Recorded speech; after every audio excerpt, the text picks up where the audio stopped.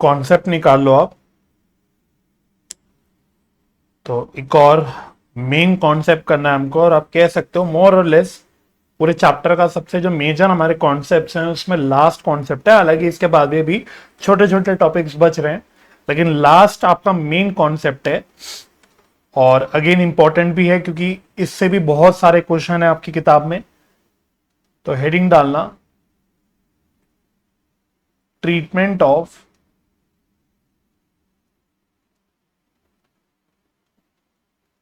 Under absorb and over absorbed overheads.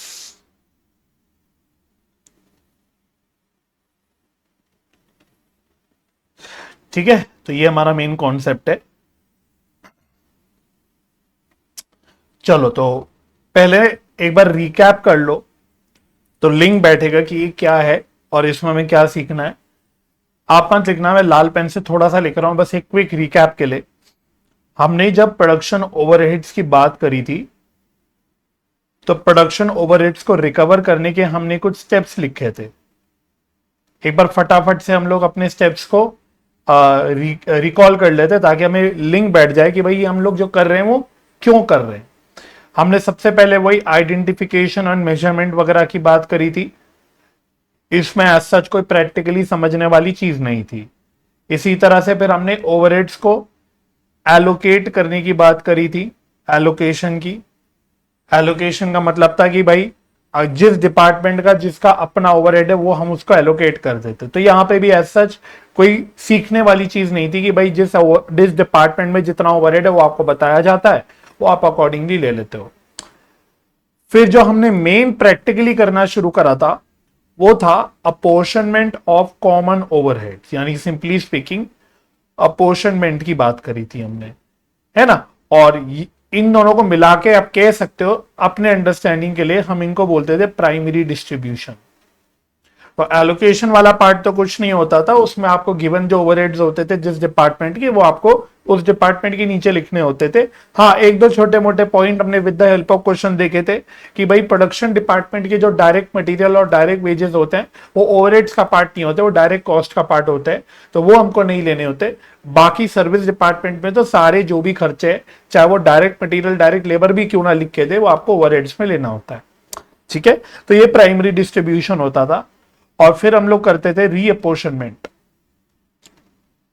रीअपोर्शनमेंट में हम लोग क्या करते थे, सर्विस डिपार्टमेंट की जो ओवरहेड्स होते थे वो हम अपोर्शन करते थे to all the other departments. इसमें भी हमने अलग अलग कुल मिला के लगभग 5 स्टेप्स, सॉरी रादर 5 मेथड सीखे थे कि रीअपोर्शनमेंट कैसे करी जाती है। और हमने बोला था कि इसको हम लोग सेकेंडरी ओवरहेड डिस्ट्रीब्यूशन भी बोलते हैं। ठीक है, तो इसके ऊपर हमने खूब डिटेल में चर्चा कर ली थी, क्वेश्चंस वगैरह भी करे थे। फिर हमने लास्ट क्लास तक सीखा था कि ओवरहेड्स की रिकवरी कैसे होती है, जिसको मैं बोलता हूं अब्जॉर्प्शन या रिकवरी ऑफ ओवरहेड्स। तो पूरे चैप्टर में बिल्कुल आप अपना बेस सही बना के चलना भाई। अब्जॉर्प्शन की हमने बात करी थी, और ये जो अब्जॉर्प्शन टेक्निक होती है ओवरहेड्स की, ये बेसिकली एक ट्रेडिशनल मेथड होता है जिसमें हम लोग क्या करते हैं, अलग अलग बेसिस आइडेंटिफाई कर लेते हैं जिस बेसिस पे हम लोग अपने ओवरहेड्स को रिकवर करते हैं, अब्सॉर्ब करते हैं। कि मानो भाई मेरे प्रोडक्शन डिपार्टमेंट से जो प्रोडक्ट बन के निकल रहा है, जो आउटपुट निकल रहा है, तो कितना ओवरहेड हमको उस आउटपुट से अब्सॉर्ब करना है, रिकवर करना है, ये हमने सीखा था। अलग अलग बेसिस थे, जैसे हमने बहुत सारे तरीके देखे थे, as a percentage of direct material, as a percentage of direct wages, as a percentage of prime cost. फिर हमने labour hour basis, machine hour basis, last class में हमने मशीन आर रेट से रिलेटेड क्वेश्चंस भी करे थे। मतलब बहुत डिटेल में हमने ये भी यहां तक की सारी चर्चा करी थी। तो अभी तक की क्लासेस में अगर मैं बोलूं, इस चैप्टर में जो हमने करा है वो यहां तक की बातें करी है। अब इसमें अगर आप अपने स्टेप्स में जाओगे जो हमने लिखे थे, इसमें एक और लास्ट स्टेप होता था, एक लास्ट स्टेप होता था, वो होता था ट्रीटमेंट ऑफ ओवर या अंडर अब्सॉर्ब्ड ओवरहेड्स। ये आप कह सकते हो कि जब हम प्रोडक्शन ओवरहेड्स को रिकवर करने की बात करते हैं, उसमें ये लास्ट स्टेप होता है कि आपका अगर अंडर अब्सॉर्ब या ओवर अब्सॉर्ब्ड ओवरहेड है उसको आपको कैसे ट्रीट करना है, ये इसमें हमको सीखना है।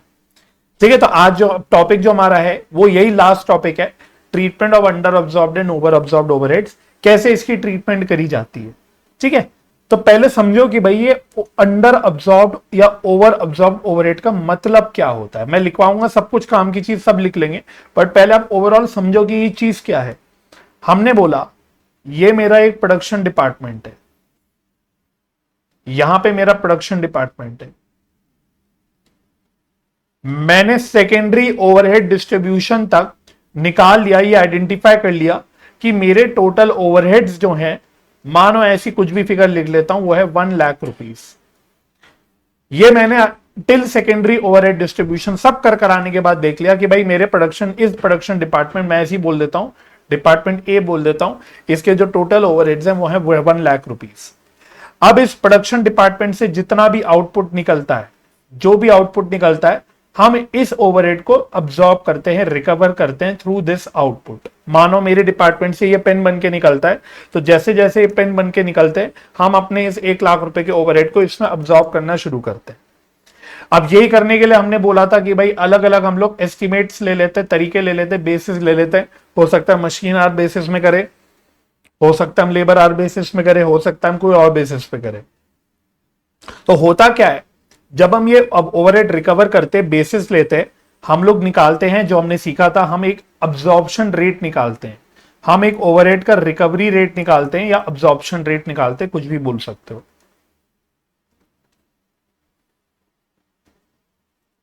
राइट, और इसको यूज करके हमारा जो भी आउटपुट बनना शुरू होता है, जितना भी आउटपुट बनता है, हम उसको रिकवर करते हुए चलते हैं। तो मानो ओवर अ पीरियड मैंने 1 लाख रुपए के ओवरहेड्स अपने निकाले, और अपनी रिकवरी वाले प्रोसेस से, अब्जॉर्प्शन वाले प्रोसेस से मैंने देखा कि यार मैं आउट ऑफ दिस 1 लाख रुपए मैं सिर्फ 90,000 के ही ओवरहेड्स रिकवर कर पाया।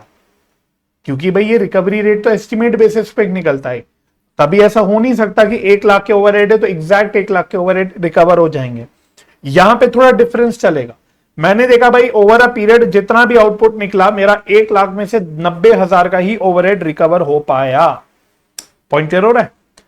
तो यहां पे जो सिचुएशन अराइज होती है वो होती है अंडर अब्जॉर्प्शन की। इसको हम बोलते हैं अंडर अब्जॉर्प्शन, कि भाई मेरे को मानो 1 लाख के ही ओवरहेड अब्सॉर्ब करने थे, मैंने बोला कि यही मेरे एक्चुअल ओवरहेड्स भी हुए, तो मेरे को 1 लाख रुपए की ओवरहेड्स अब्सॉर्ब करने थे, लेकिन मैंने अब्सॉर्ब सिर्फ 90,000 ही करे। जब मैंने रिकवरी रेट वगैरह जो भी यूज करा, पूरा प्रोसेस यूज करा, तो मेरे 90,000 की ओवरहेड्स रिकवर हुए, यानी 10,000 के ओवरहेड्स रिकवर नहीं हो पाए। इसको हम बोलते हैं अंडर अब्सॉर्प्शन, कि भाई कम, जितने मुझे 1 लाख के ओवरहेड अब्सॉर्ब करने थे, 10,000 कम हुए, तो इसी को हम बोलते हैं अंडर अब्सॉर्प्शन। वही इसका उल्टा सिचुएशन भी आ सकता है, उल्टी सिचुएशन भी इसकी आ सकती है। मैंने बोला कि मेरे को ओवरहेड तो 1 लाख ही अब्सॉर्ब करने थे, but because of my recovery rate जो भी मैंने लिया था अंदाजन, मेरे 1,20,000 के ओवरहेड अब्सॉर्ब हो गए। जब मैंने कैलकुलेशन करी अपने आउटपुट्स में जो भी है, मैंने मशीन आर रेट लगाया। आपको याद होगा पिछली क्लास में लास्ट क्वेश्चन जो एक करा था, जिसमें हमने मशीन आर रेट भी यूज करा था, हमने अलग अलग रेट, लेबर रेट भी यूज करा था, लेबर आर रेट, हमने एक वेजेस का भी यूज करा था। मतलब अलग अलग बेसिस ले लेके जितना मैंने आउटपुट अब्सॉर्ब करा या जितना ओवरहेड मैंने अब्सॉर्ब करा, वो निकला 1,20,000। यानी करने थे मुझे 1 लाख ही, लेकिन because of my recovery rate मैंने ऐसी यूज करी, निकाली। जो भी कारण हो सकता है भाई, कारण कुछ भी हो सकते हैं, वो भी हम देखेंगे कि मेनली क्या कारण होता है और अकॉर्डिंगली उसकी ट्रीटमेंट भी वेरी करती है। बट जो भी कारण है, जिस भी कारण से, लेकिन मेन बात है कि 1 लाख के ओवरहेड अब्सॉर्ब करने थे, बट मैंने 1,20,000 के ओवरहेड अब्सॉर्ब कर लिए, यानी अब के मैंने 20,000 के ओवरहेड ज्यादा अब्सॉर्ब कर लिए, एक्सेस अब्सॉर्ब कर लिए। तो इसको हम लोग बोलते हैं ओवर अब्सॉर्प्शन। पॉइंट क्लियर हो रहा है? तो ये बेसिक मीनिंग होता है। तो अंडर अब्सॉर्प्शन, ओवर अब्सॉर्प्शन का मतलब कुछ नहीं है। आपको एक्चुअल ओवरहेड्स चेक करने की कितने अब्सॉर्ब करने थे, फिर आपको चेक करने हैं आपने कितने ओवरहेड्स अब्सॉर्ब कर लिए, दोनों को कंपेयर करना है। अगर आपने ज्यादा ओवरहेड्स अब्सॉर्ब कर लिए तो वो ओवर अब्सॉर्प्शन हो गया, अगर आपने कम ओवरहेड अब्सॉर्ब करे तो अंडर अब्सॉर्प्शन हो गया। अकॉर्डिंगली हमको ट्रीटमेंट देखनी होती है कि भाई अंडर अब्सॉर्प्शन है तो क्या, ओवर है तो क्या, क्या ट्रीटमेंट होगी, क्या कारण है, क्या कारणों के हिसाब से हम लोग ट्रीटमेंट करते हैं। यही सब आपको यहां पे सीखना है। ठीक है, तो ये बेस हो गया आपको, मतलब आपको पता होना चाहिए भाई, मैं डायरेक्टली अगर टॉपिक भी करा दूं, आपको बता दूं, तो आपको समझ तो तब भी आ जाएगा कि भाई क्या करना है, कैसे करना है, आपके क्वेश्चंस भी हो जाएंगे। लेकिन अगर आपको कॉन्सेप्चुअल लिंकेज नहीं बैठ पाएगी कि हम किस सीक्वेंस में क्या सीख रहे हैं और क्यों सीख रहे हैं, तो आपको फिर वो मजा नहीं आएगा, आपको प्रैक्टिकल एप्लीकेशन उसकी समझ नहीं आएगी। I hope the point is clear. इतनी इंट्रोडक्शन आई थिंक टॉपिक की काफी है, और इस उम्मीद से कि आपको मेरी बात समझ आ गई। अब आप मेरे साथ साथ लिखना शुरू कर सकते हो। अब आपको मेन मैं आपको लिखवाता हूं, तो मेन आपको पॉइंट लिखना है। तो हेडिंग डाल के आप अपने पास पहला एरो लिखना, पहला पॉइंट इसमें लिखना, overheads are absorbed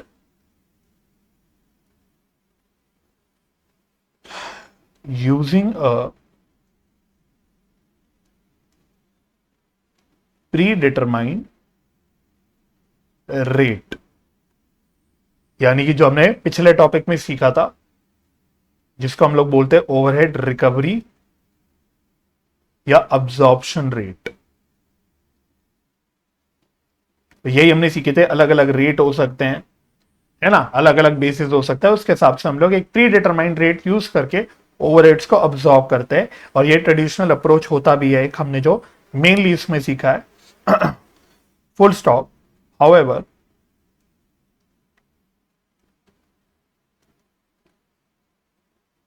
actual overheads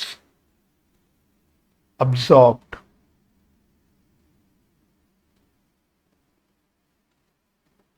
may differ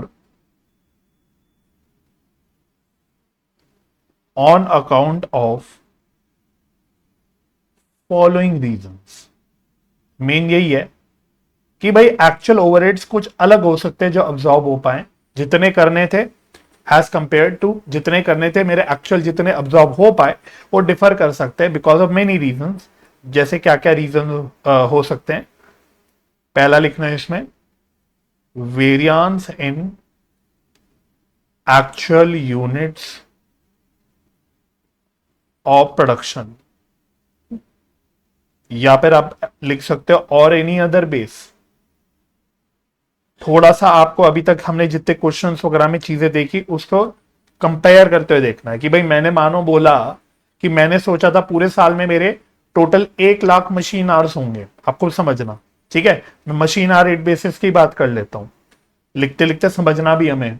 मैंने बोला था कि मेरे मशीन आवर रेट के हिसाब से मैं अपना ओवरहेड अब्सॉर्ब करूंगा, और मैंने बोला था पूरे एक साल में 1 लाख घंटे होंगे मशीन आवर के। अकॉर्डिंगली मैंने कितने 1 लाख रुपए के ओवरहेड्स लिए थे जो मुझे अब्सॉर्ब करने थे। तो अकॉर्डिंगली मैंने डिवाइड करके देखा कि मेरा मशीन आवर रेट हो गया 1 रुपी पर आवर, तो 1 रुपी पर आवर के हिसाब से मुझे अपने ओवरहेड्स अब्सॉर्ब करने हैं। बट जब मैंने एक्चुअल में देखा कि मेरे पूरे साल में कितने मशीन आवर निकल पाए, मैंने देखा 1,10,000 मशीन आवर आ गए एक्चुअल में, और मैंने तो 1 रुपए का रेट लगा रखा था। तो अकॉर्डिंगली मैंने देखा कि 1,10,000 के ओवरहेड्स अब्सॉर्ब हो गए, क्योंकि मैंने 1 रुपए का जो रेट पहले से रेट डिटरमाइन करके रखा था उसको यूज करा 1,10,000 घंटों पे। तो 1,10,000 घंटों के हिसाब से 1 रुपए के हिसाब से 1,10,000 के ओवरहेड्स अब्सॉर्ब हो गए। तो यानी कि हमने बोला कि यहां पे ओवरहेड ज्यादा अब्सॉर्ब हो गए, because of what reason, because variance in actual unit of production या कोई और अदर बेस। और यही मानो मैंने अगर 1 लाख घंटों के हिसाब से ना डिसाइड करते हुए मैंने यूनिट्स के हिसाब से सोचा होता कि मैं कितना आउटपुट क्रिएट करूंगा या डेवलप करूंगा या प्रोड्यूस करूंगा, और वो डिफर हो गया, तो उसकी वजह से भी मेरे रिकवरी जो है ओवरहेड्स की अब्सॉर्प्शन है वो डिफर कर सकती है। ठीक है, तो थोड़ा थोड़ा समझ आएगा होपफुली। बाकी जब आप क्वेश्चंस में देखोगे, क्योंकि क्वेश्चंस में तो आपको ये करना पड़ेगा, आपको निकालना पड़ेगा सबसे पहले कि ओवरहेड अंडर अब्सॉर्ब कितना है या ओवर अब्सॉर्ब कितना है। तो ये जब आप खुद कैलकुलेट करोगे तो आपका दिमाग अपने आप ही खुलने लगेगा कि अच्छा, कि ऐसा हो रहा है रियलिटी में, इसीलिए अंडर अब्सॉर्प्शन ओवर अब्सॉर्प्शन आ रहा है बिकॉज ऑफ दीज रीजंस। ठीक है, ऐसी एक और रीजन हो सकता है, वेरिएंस इन एक्चुअल ओवरहेड्स।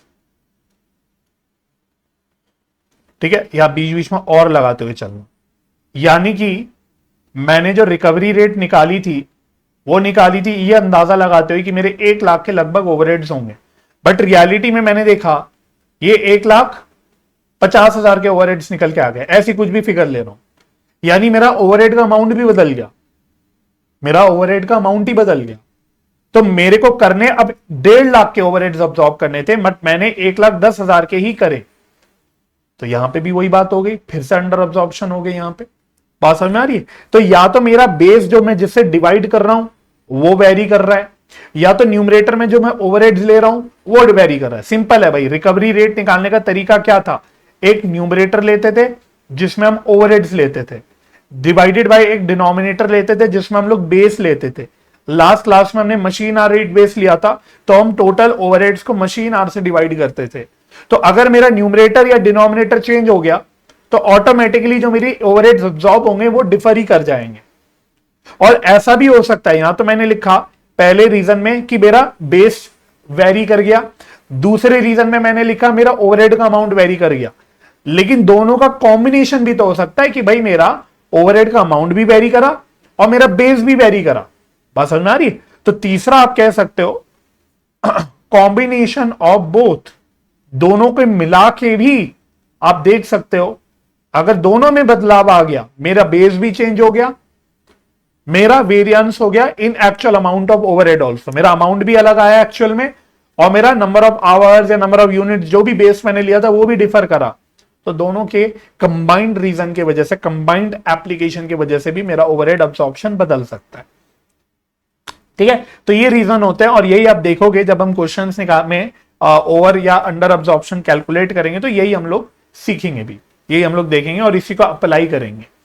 ठीक है, बाकी मैंने आपको वैसे ऐसी हवा हवा में बताते हुए ऑलरेडी डिस्कस कर लिया, बाकी आप लिख लो। अंडर अब्सॉर्प्शन कब होती है?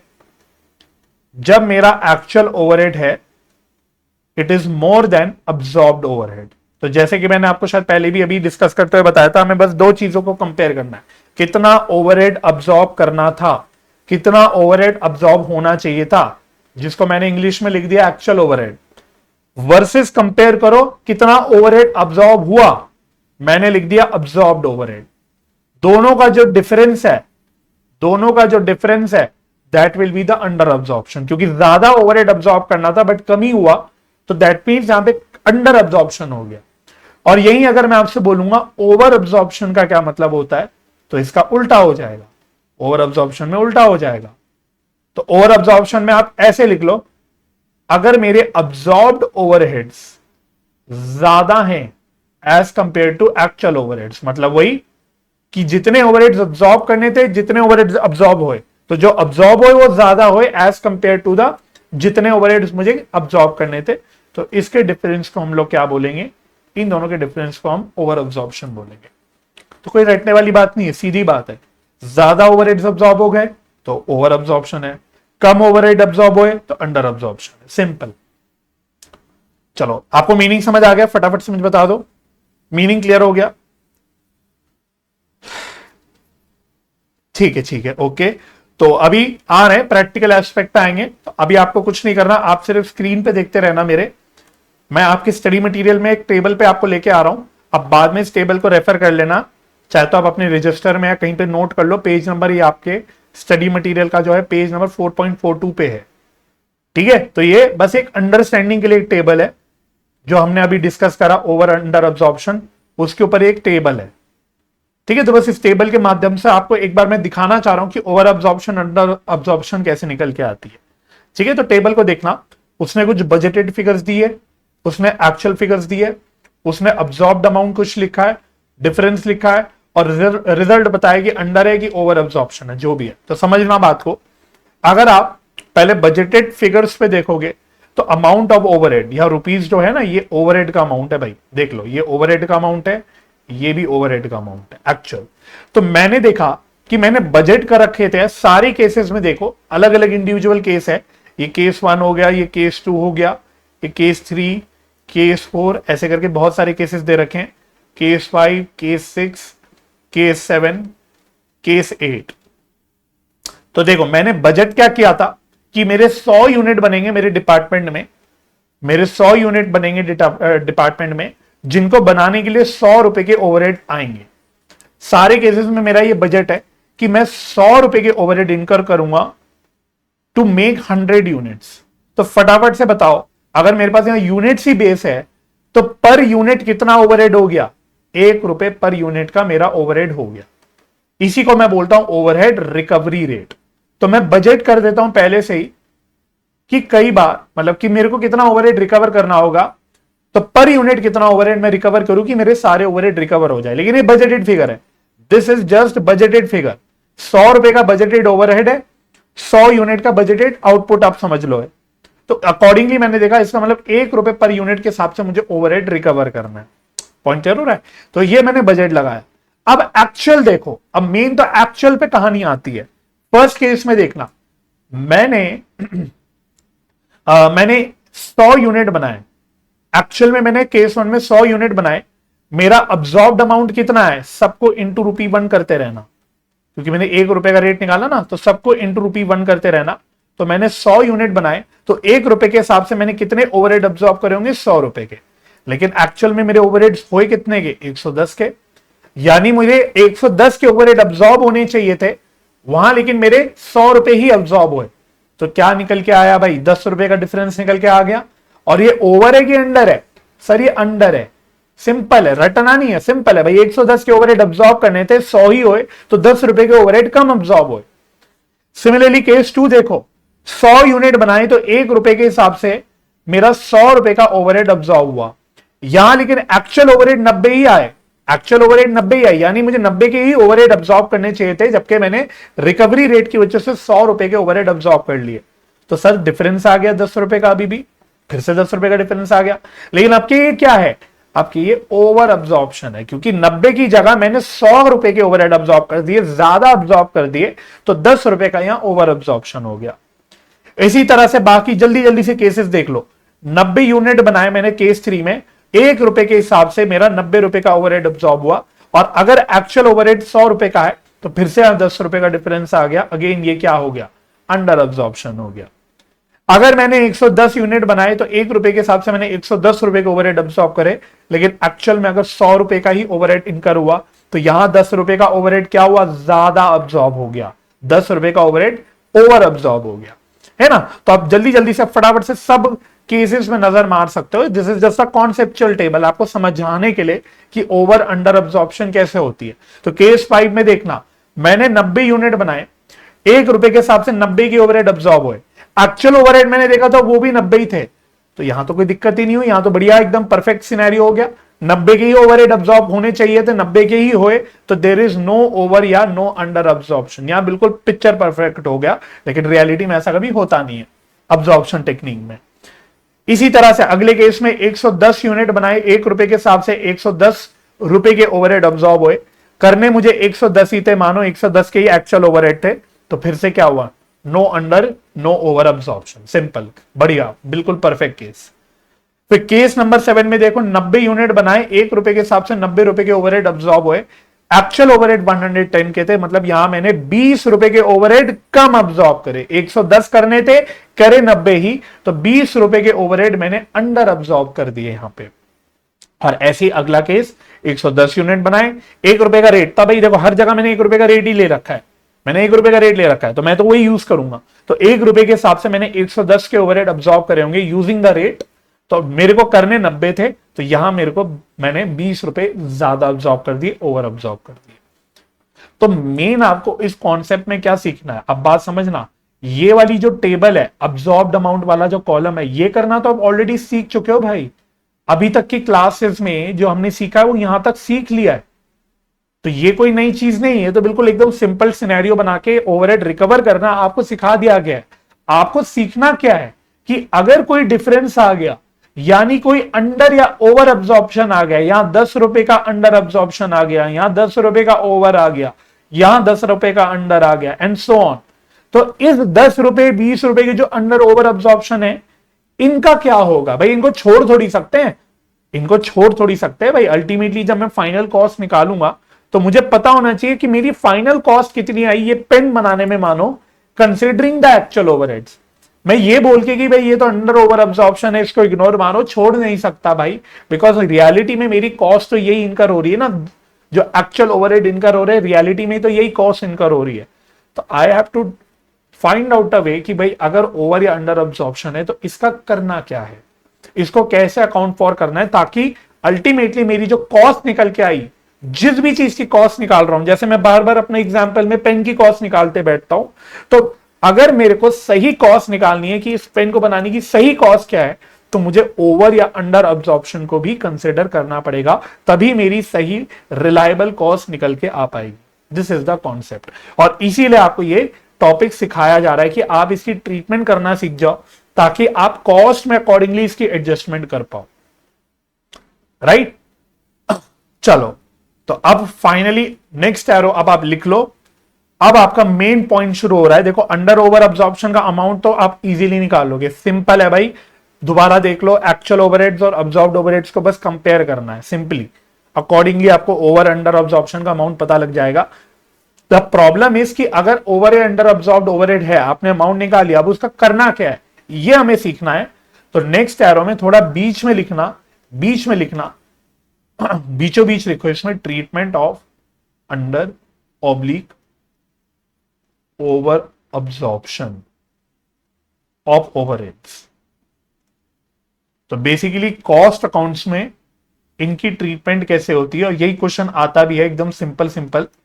वो सारी जानकारी देके बस सिंपली पूछता है भाई, वो पूछेगा ओवर अंडर अब्जॉर्ब्ड ओवरहेड है तो कितना है बताओ, और उसकी कॉस्ट अकाउंट्स में ट्रीटमेंट कैसे करोगे ये बताओ। सिंपल, तो सबसे इजीएस्ट जो पॉसिबल क्वेश्चन आता है यहां से वो यही आता है। हालांकि बड़े क्वेश्चन में भी इसका एप्लीकेशन आता है, वो एक अलग चीज है। तो तीन बाइफर्केशन निकालो। तो there are predominantly three conceptual cases, तीन केसेस होते हैं। तो केस नंबर 1 लिखो, when amount of over oblique under absorption is small, यानी नेग्लिजिबल आ रहा है, बहुत ही इमटेरियली स्मॉल अमाउंट आ रहा है, बहुत इमटेरियल अमाउंट है। अब वो सब्जेक्टिव बात है भाई, कितना अमाउंट हम स्मॉल मानेंगे वो एक अलग सब्जेक्टिव बात है, वो जजमेंट लगानी पड़ेगी। बट आपको लगता है कि जहां आपके यहाँ पे मानो करोड़ों में डीलिंग होती है, करोड़ों में चीजें आती है, वहां अंडर अब्जॉर्ब्ड अमाउंट या ओवर अब्जॉर्ब्ड अमाउंट बहुत ही छोटा आ रहा है, 10 रुपए 100 रुपए का आ रहा है ना। तो एक ये हो गया, या फिर दूसरा भी साइड बाय साइड लिख लो, when over oblique under absorption is due to abnormal reasons, abnormal reasons। तो यहां पे आप एक काम कर सकते हो, दो शब्दों को हाईलाइट कर दो, यहां पे स्मॉल और यहां पे abnormal reasons, ये कीवर्ड हो गए। तो भाई आपके कॉस्ट अकाउंट्स में पता है इनकी डीलिंग कैसे होती है, दोनों केसेस की, इन दोनों केसेस की सेम ट्रीटमेंट होती है और इजीएस्ट ट्रीटमेंट होती है। आपको अंग्रेजी में बस लिखना पड़ेगा, ट्रांसफर टू, एक बड़ा ही फेमिलियर अकाउंट है, और मैं आपको बार बार कहता हूं जब भी आपको अबनॉर्मल वर्ड दिख जाए ना, तो उसको आप हमेशा इससे लिंक कर सकते हो, कॉस्टिंग P&L अकाउंट।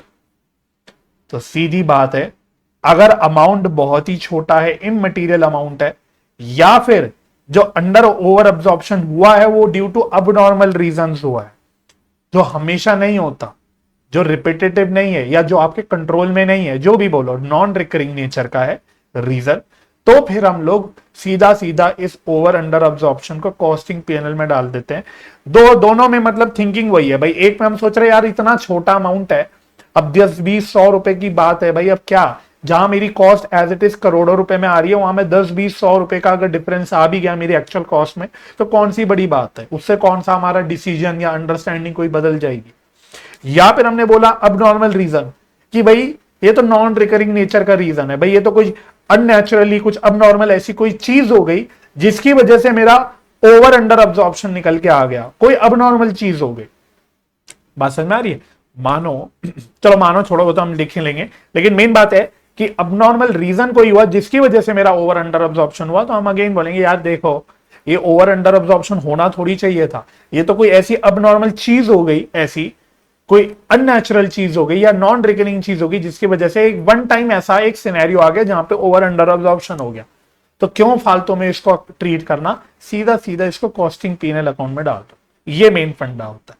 ठीक है, तो यहां कुछ नहीं होगा, आपको बताया जाएगा, वो अभी मैं सब लिखवा दूंगा आपको चीजें कैसे आइडेंटिफाई करनी है। मेन क्या है इन दोनों में से अगर कोई चीज होगी, इन दोनों में से अगर कोई केस होगा आपका अंडर ओवर अब्जॉर्प्शन का, तो आपको सीधा लिखना है कि भाई ये इतना अमाउंट ऑफ ओवर या अंडर अब्जॉर्प्शन इस कारण से है। मानो या तो अमाउंट बहुत स्मॉल है, हालांकि मैं बता देता हूं अमाउंट स्मॉल वाला कारण आपके लिए इंपॉर्टेंट नहीं है, आप 2 सितारे सेकंड वाले पे बना लो, एग्जाम में ये आता है। एग्जाम के लिए स्मॉल वाला पोर्शन नहीं, क्योंकि स्मॉल ना एक जजमेंटल बात है। अब आपके लिए कोई चीज स्मॉल हो सकती है, हो सकता है इंस्टीट्यूट बोले ये चीज स्मॉल नहीं है, तो यहाँ पे जजमेंट वेरी कर सकती है। इसलिए जो मेन आता है एग्जाम के पॉइंट ऑफ व्यू से, वो दूसरा वाला रीजन आता है, that is abnormal reason. तो आप बोलोगे भाई ये वाला अमाउंट ऑफ अंडर अब्जॉर्ब या over absorb overhead due to abnormal reason है, तो this will be transfer to costing PNL. बस इतनी अंग्रेजी आपको लिख के आनी होगी, ठीक है, करेंगे क्वेश्चन, कोई दिक्कत की बात नहीं है, ठीक है। अच्छा, इसमें आप नीचे स्टार डाल के एक चीज लिख लो, मैं आपको बिल्कुल एग्जाम पॉइंट ऑफ व्यू से चीजें लिखवा रहा हूं।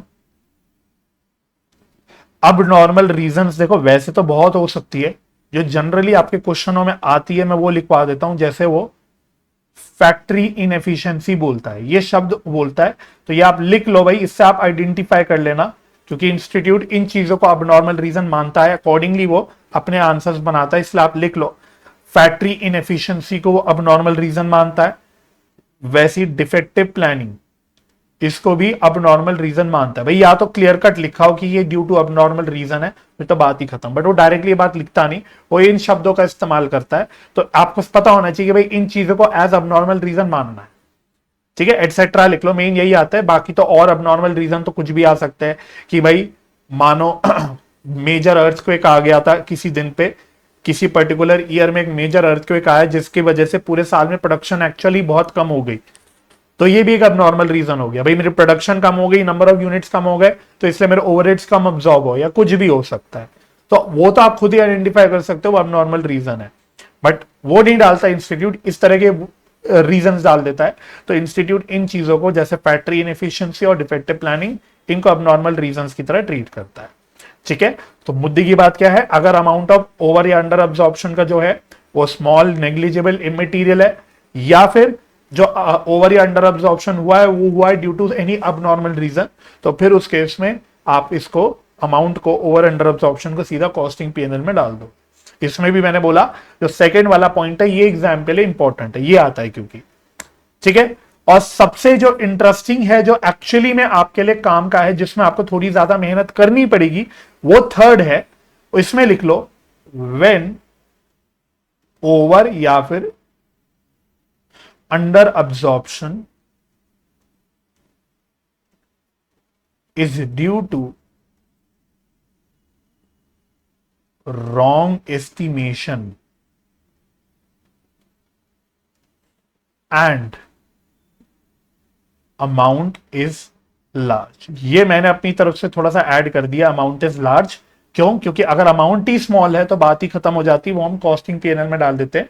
लेकिन मेन क्या है इसमें, आप जो हाईलाइट भी कर सकते हो वो क्या है, ड्यू टू रॉन्ग एस्टिमेशन, कि ओवर या अंडर अब्जॉर्प्शन जो हुआ वो आपके अंदाजे कुछ गड़बड़ हुए, आपकी कैलकुलेशंस गलत हुई, आपने कुछ गलत अंदाजे लगाए, आपने सोचा भाई प्राइजेस इतनी चलेगी ड्यूरिंग द ईयर, लेकिन प्राइजेस कुछ और थी जिसकी वजह से ओवरहेड का अमाउंट कुछ और आ गया, कुछ भी हो सकता है। तो अगर रॉन्ग एस्टिमेशन की वजह से अगर कोई ओवर या अंडर अब्जॉर्प्शन हुआ है, तो फिर क्या करना होता है आपको, फिर इसके नीचे आप लिखो कैलकुलेट सप्लीमेंट्री रेट। जैसे जैसे मैं लिख रहा हूं भाई लिखते रहना, कैलकुलेट सप्लीमेंट्री रेट। इसमें सप्लीमेंट्री रेट को अच्छे से हाईलाइट कर लो, अंडरलाइन कर लो, जो जो कर सकते हो, एकदम की वर्ड है ये सप्लीमेंट्री रेट। तो यहां पे हमको एक सप्लीमेंट्री रेट कैलकुलेट करना होता है। ये सप्लीमेंट्री रेट कैसे कैलकुलेट होता है ये भी लिख लो, या पहले काम करो इस सप्लीमेंट्री रेट का ये लिख लो कि करना क्या है, फिर मैं कैलकुलेशन भी बता देता हूं। तो आप ये कर लो कि सप्लीमेंट्री रेट का करना क्या होता है, यूज करके आपको चार्ज करना होता है टू पॉइंट्स में लिख लो, कॉस्ट ऑफ सेल्स अकाउंट, ठीक है। कुछ कुछ थोड़ी थोड़ी चीज आपको नहीं समझ आएगी, वो आपको इवेंचुअली बाद में समझ आएगी। जैसे कॉस्ट ऑफ सेल्स क्या होता है, ये थोड़ा सा आपको समझ आएगा अपने कॉस्ट शीट के चैप्टर में। Cost of finished goods account and WIP account. तो बेसिकली क्या है, अगर ओवर या अंडर अब्जॉर्प्शन हुआ है तो आपको तीन चीजों को एडजस्ट करना है। अकाउंट का मतलब है तीन चीजों को एडजस्ट करना है। WIP अकाउंट लिख लो। आपको अपनी कॉस्ट ऑफ सेल्स को एडजस्ट करना है, ठीक है। वैसे कॉस्ट ऑफ सेल्स बता देता हूं, it simply means cost accounting के हिसाब से जो मैंने सेल करी, मैंने ये पेन सेल करा, तो ये जो पेन सेल करा मैंने, इसको बनाने का साथ में सेल करने तक का क्या कॉस्ट आया, पूरा बनाने से लेके इसको बेचने तक का क्या कॉस्ट आया, टोटल सबको मिला के हम बोलते हैं cost of sales. Cost of sales का मतलब आप लिख सकते हो, it simply means total cost. हालांकि ये चीजें अभी ज्यादा टेंशन नहीं लेनी, ये तो कॉस्ट शीट में आप देख ही लोगे। कॉस्ट शीट चैप्टर में आपको एकदम अच्छे से क्लियर हो जाएगा कि कॉस्ट ऑफ सेल्स क्या होता है ना। ये क्योंकि एक ऐसी टर्म है जो अकाउंट्स, फाइनेंशियल अकाउंटिंग में नहीं आप सुनते, ठीक है। It is not equal to cost of goods sold. आप ये लिख लो, it is not equal to cost of goods sold. Starting में बच्चे को लगता है कॉस्ट ऑफ सेल्स का मतलब कॉस्ट ऑफ गुड्स सोल्ड है, नहीं भाई। कॉस्ट ऑफ गुड्स सोल्ड तो बिल्कुल एक अलग चीज होती है, उसमें हम सिर्फ डायरेक्ट वाले खर्चे लेते हैं या सिर्फ कोई चीज बनाने के खर्चे लेते हैं। कॉस्ट ऑफ सेल्स एक ब्रॉडर टर्म है, इट मींस टोटल कॉस्ट। यानी कि पेन को बनाने से लेके मानो इस पेन को बेचने तक का कोई भी खर्चा है। इस पेन को बेचने के लिए मैंने एडवर्टीजमेंट का खर्चा करा, मैंने इसको डिस्ट्रीब्यूट करने का कोई खर्चा करा, जो भी खर्चा करा, पूरा एंड तक का जो खर्चा आया, टोटल मिला के जो कॉस्ट निकल के आती है, उसको कॉस्ट ऑफ सेल्स बोलते हैं। तो जाहिर सी बात है, अगर आपने अपना ओवरहेड को गलत अब्सॉर्ब करा है, ज्यादा या कम अब्सॉर्ब करा है, तो आपकी जो टोटल कॉस्ट निकल के आएगी वो कम निकल के आएगी या ज्यादा निकल के आएगी, गलत निकल के आएगी, जिसकी वजह से आपके फाइनल प्रॉफिट्स भी गलत आएंगे। तो इसलिए आपको पहले अपनी कॉस्ट ऑफ सेल्स को एडजस्ट करना होता है। साथ ही में आपके पास क्लोजिंग डेट पे दो तरह की इन्वेंट्री पड़ी होगी, एक फिनिश गुड की, एक WIP की। रॉ मटेरियल की नहीं, रॉ मटेरियल का कॉस्ट तो पहले ही अलग निकल जाता है, उसकी तो परचेज कॉस्ट लेते हैं सिर्फ। मेन है फिनिश गुड्स की और WIP की, जिसकी अलग कॉस्ट होती है। इसका भी अमाउंट गलत आ रहा होगा बिकॉज आपने ओवरहेड ही गलत ले रखा है। तो इसलिए आपको ये तीन मेन चीजों को एडजस्ट करना होता है, और वो करने के लिए आपको यूज करना होता है सप्लीमेंट्री रेट। क्या यूज करना होता है? सप्लीमेंट्री रेट, ठीक है। तो क्वेश्चन से और समझ आएगा आपको। बाकी इसी के नीचे कंटिन्यूएशन में लिख लो सप्लीमेंट्री रेट कैसे निकलता है। तो supplementary rate is equal to, लिखो, अंडर या ओवर अब्सॉर्ब्ड, अंडर या ओवर अब्सॉर्ब्ड ओवरहेड, ये आप कैलकुलेट कर लोगे, divided by number of units, number of units, ठीक है। अंडर या overhead, over absorbed overhead divided by number of units. इसमें स्टार डाल के पॉइंट लिखो। नंबर ऑफ यूनिट्स का यहां पे क्या मतलब है? Units produced plus equivalent completed units, bracket में लिख लो WIP। WIP सब धीरे धीरे समझ आएगा, ठीक है। और अगला सितारा, लास्ट सितारा इसमें बना के लिख लो, increase in price oblique cost, है ना। इंक्रीज या रादर डिक्रीज, दोनों भी हो सकता है। इन प्राइस या cost is equal to wrong estimation. ये मैं इसलिए लिखवा रहा हूं क्योंकि आपके क्वेश्चंस में यही वर्ड्स, वो जनरली यही चीजें लिखता है। जैसे मैंने आपको अब नॉर्मल रीजन में क्या लिखवाया था, अब नॉर्मल रीजन में मैंने आपको इनएफिशिएंसी और डिफेक्टिव प्लानिंग की बात करी थी। यहां पे आपके क्वेश्चंस में इंक्रीज इन प्राइस या कॉस्ट या जो भी इस तरह के रीजन बताता है, तो आपको अपने आप समझना है इट मींस रॉन्ग एस्टिमेशन, है ना। क्योंकि आपने प्राइस जो सोची थी उससे कुछ और निकल के आ गई, तो आपने प्राइस का या कॉस्ट का रादर अपना गलत अंदाजा लगाया, जिसकी वजह से आपकी रिकवरी रेट ही गलत निकल के आई, जिसकी वजह से आपका ओवर या अंडर अब्सॉर्ब्ड ओवरहेड निकल के आया। तो अगर ऐसा है तो इट मींस कि यहां पे आपकी ओवर अंडर अब्सॉर्प्शन जो भी हुई है वो ड्यू टू रॉन्ग एस्टिमेशन हुई है। अकॉर्डिंगली रीजन आइडेंटिफाई करना क्यों जरूरी है? क्योंकि दोनों की ट्रीटमेंट अलग है। अब नॉर्मल रीजन की वजह से है तो सीधा लिखना है कॉस्टिंग PNL, लेकिन अगर ड्यू टू आप कह सकते हो रॉन्ग एस्टिमेशन है, तो फिर आपको ये पूरी कथा करनी है, आपको सप्लीमेंट्री रेट निकाल के अकॉर्डिंगली ये सब काम करना है। जो मैंने सब लिखा है वो अभी सब करेंगे धीरे धीरे, बट रीजन आइडेंटिफाई करना जरूरी है, इसलिए बात आपको लिखनी है, ठीक है। तो यहां तक नोटिंग हो गई, आई होप सो। तो आगे लिखो, अभी काम खत्म नहीं हुआ है अभी, कॉन्सेप्ट खत्म नहीं हुआ है, अभी काम अभी और है। एक नोट डाल के लिखो, मैं आपको सब एग्जाम पॉइंट ऑफ व्यू से जो इंपॉर्टेंट चीजों का ध्यान रखना है वो सब लिखवाते हुए चल रहा हूं। तो एक नोट डाल के लिखो, फॉर डिटरमाइनिंग, अभी ये पॉइंट नोट लिख लेना, ये मैं सीधा आपको जब क्वेश्चन पे आऊंगा ना वहां से लिंक कराऊंगा। देखो इसके लिए मैंने ये नोट लिखा था, तो अभी आप बस लिख लो, for determining actual overhead, sorry actual लिखना था, for determining actual overhead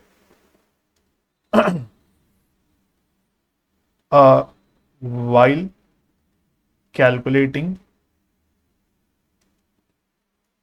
over या under absorbed overheads, for determining actual overheads we take only those overheads that were incurred specifically for production and that relates to current period.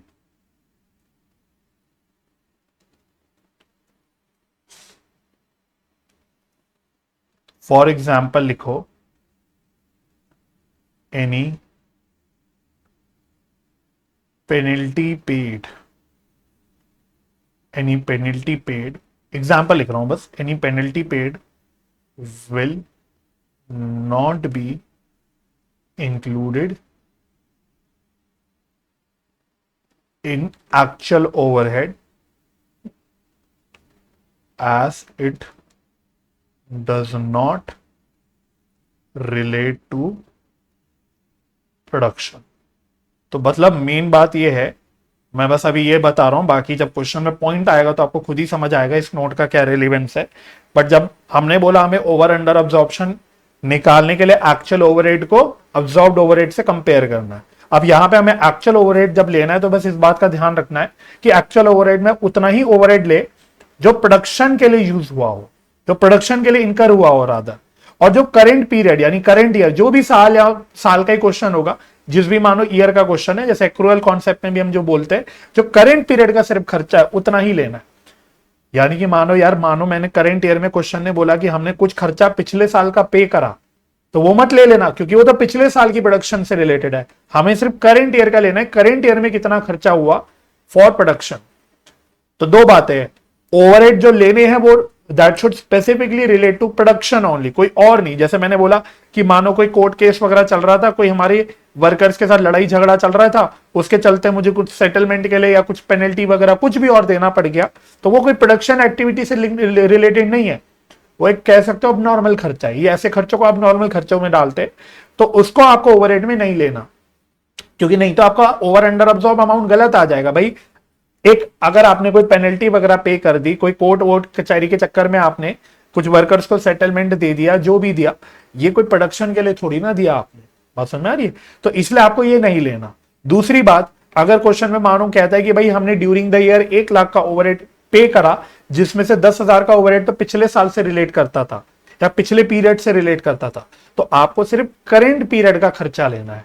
तो इसलिए इस बात का ध्यान रखना, क्योंकि क्वेश्चन डाल देता है भाई, देखो ये चीजें डाल देता है क्वेश्चन वाला, इसलिए मेरा फर्ज है कि मैं आपको अपनी तरफ से पूरा बेस्ट पॉसिबल वे में सारी चीजें लिखवाते चलूं, ताकि जब आप बाद में रिवाइज करोगे नोट्स को तो आपको सारी बातें याद आती रहेंगी। ठीक है, अब मेन बस लास्ट पोर्शन जो सीखना है, मैंने बोला केस नंबर 3 में कि आपको सप्लीमेंट्री रेट निकालना है। मैंने आपको यह भी लिखवा दिया कि सप्लीमेंट्री रेट निकलता कैसे है, और मैंने आपको यह भी बता दिया कि सप्लीमेंट्री रेट को यूज करके आपको इस ओवर या अंडर अब्सॉर्ब अमाउंट को जो है चार्ज करना होता है इन 3 चीजों में, cost of sales, stock of finish goods and WIP। अब ये करना कैसे होता है, बस ये लास्ट पोर्शन लिख लो आप, तो आप इसको एक सेपरेट एरो पॉइंट डाल के ही लिख लो, लास्ट एरो पॉइंट मेनली लिख लो, फिर हम होपफुली क्वेश्चन कर पाएंगे।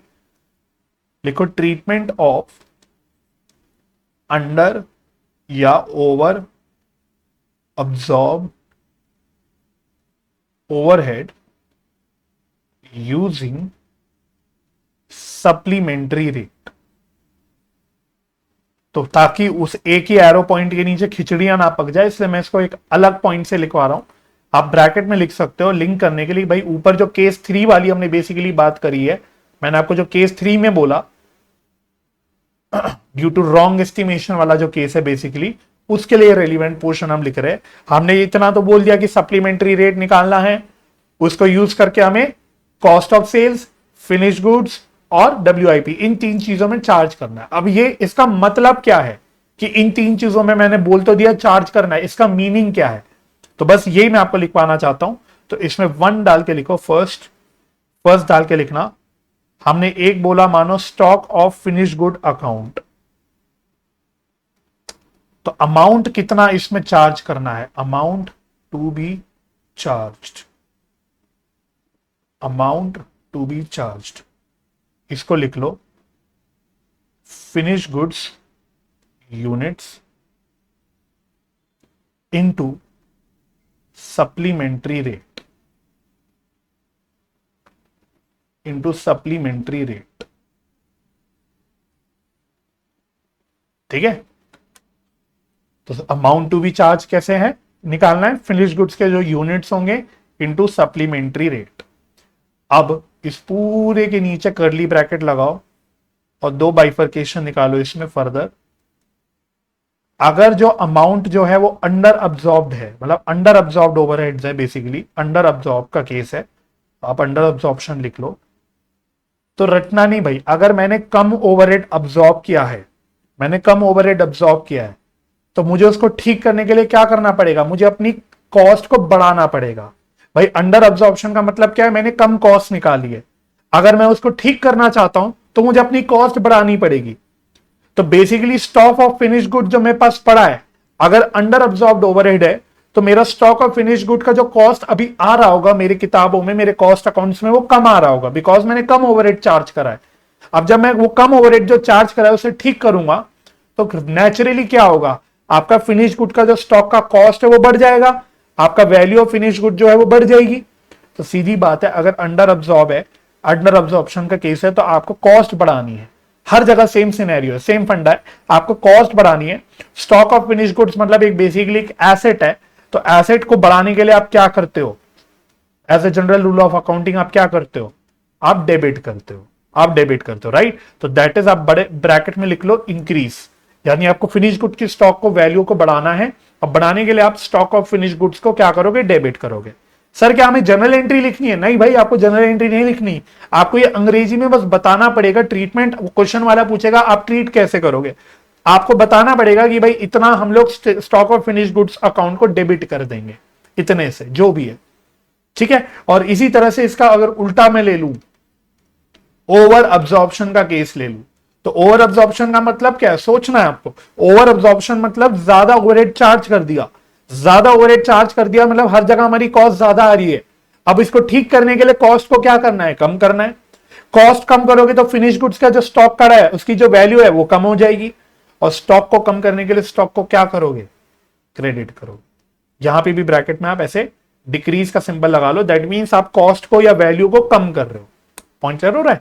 तो मेन बात क्या है? स्टॉक ऑफ फिनिश गुड्स में कितना अमाउंट चार्ज करना है? जितने भी फिनिश गुड्स के यूनिट्स हैं multiplied by supplementary rate. Supplementary rate ऊपर निकालना हमने सीख लिया, मतलब लिख लिया। अब ये जो अमाउंट चार्ज करना है, ये डेबिट में चार्ज करना है कि क्रेडिट में? तो सीधी बात है, अगर अंडर अब्जॉर्प्शन का केस है तो डेबिट में करना है, ओवर का केस है क्रेडिट में करना है। लॉजिक भी बता दिया मैंने।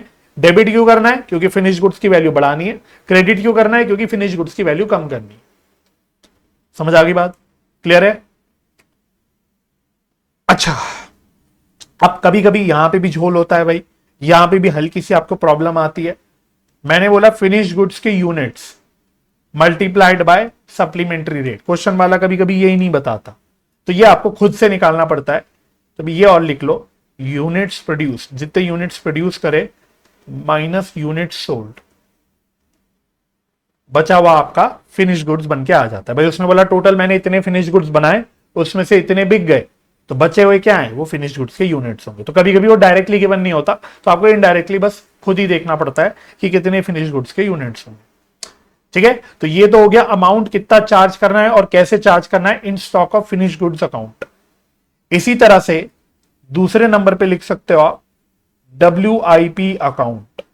WIP अकाउंट, तो WIP अकाउंट में कितना अमाउंट हमें चार्ज करना है, इसके लिए हम लिख लो कैसे निकालते हैं, equivalent completed units into supplementary rate, into supplementary rate. तो इक्विवेलेंट कंप्लीटेड यूनिट्स, तो देखो इक्विवेलेंट कंप्लीटेड यूनिट्स के का मतलब क्या होता है, ये टर्म ना ज्यादा आपके प्रोसेस कॉस्टिंग जब चैप्टर आता है ना वहां पे ज्यादा अच्छे से सिखाई जाती है और समझ भी आती है। बट इक्विवेलेंट जो टर्म होता है वो हम WIP के लिए यूज करते हैं, है ना। मानो मैंने बोला कि मेरे पास 1000 यूनिट WIP के हैं।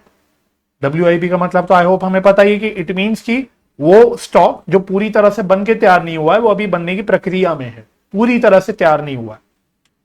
मैंने बोला मानो ये 50% कंप्लीट है, मैंने बोला कि ये 50% कंप्लीट है, तो हम बस एक अंदाजा लगा लेते हैं, ठीक है भाई 1000 unit of WIP unit is equivalent to 50% से मल्टीप्लाई किया तो 500 यूनिट्स ऑफ कंप्लीटेड यूनिट्स।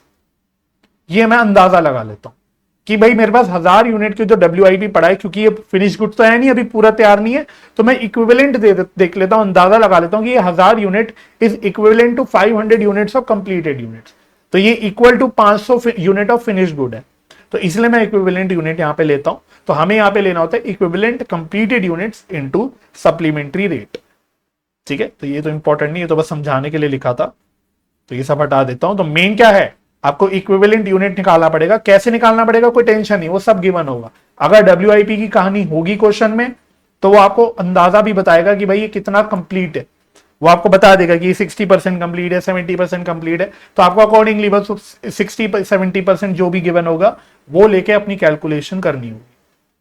ठीक है, बाकी इसका करना क्या है, इसका करना क्या है, वही करना है सर। ये भी मैंने अमाउंट टू बी चार्ज निकाला था, वही करना है। अगर अंडर अब्जॉर्प्शन का केस है, अगर अंडर अब्जॉर्प्शन का केस है तो आप WIP अकाउंट को डेबिट करोगे। डेबिट करने का मतलब फिर से वही है, आप अपने WIP को इंक्रीज करोगे। और अगर ओवर अब्जॉर्प्शन का केस है, अगर ओवर अब्जॉर्प्शन का केस है तो आप अपने WIP को क्रेडिट करोगे। क्रेडिट करने का मतलब क्या हुआ कि WIP कम करोगे, because ultimately WIP is also an asset only ना। तो एसेट अगर बढ़ाना है तो डेबिट कर देंगे, कम करना है तो क्रेडिट कर देंगे, राइट।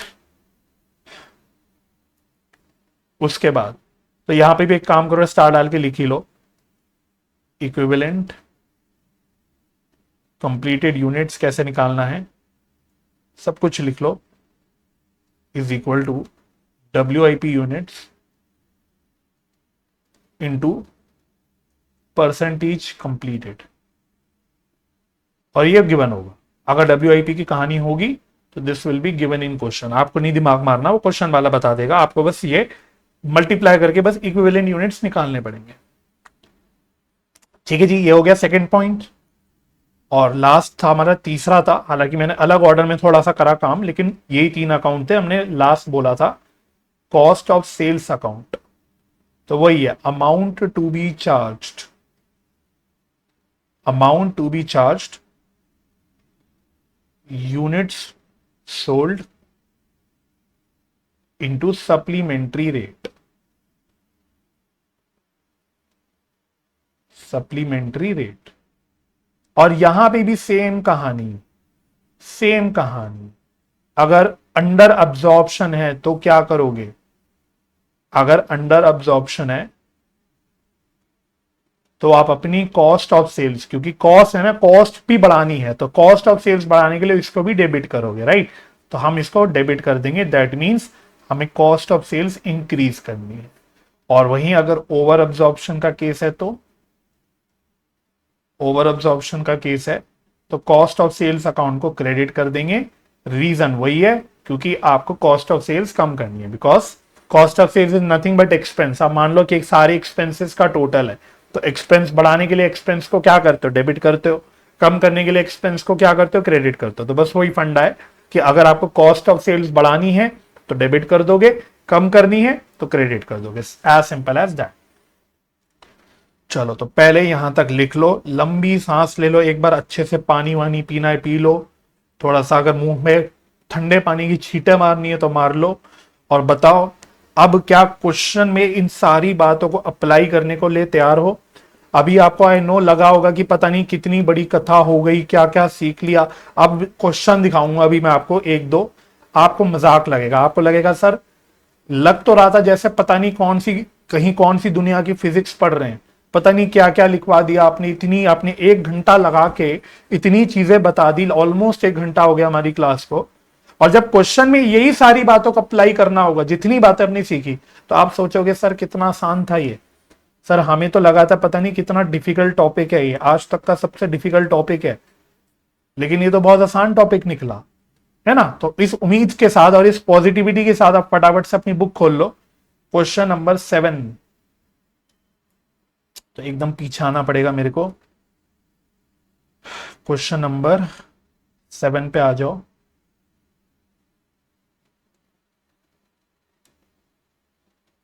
चलो तो ऐसे आपको इस वैरायटी के एक नहीं, दो नहीं, 3 क्वेश्चन दिख जाएंगे, 2 क्वेश्चन मैं करा लूंगा, एक आपको होमवर्क में दूंगा, Radha 4 question, I think 4 question है, तो एनीवे 2 क्वेश्चन मैं कराऊंगा, 2 आपको होमवर्क में भी दूंगा।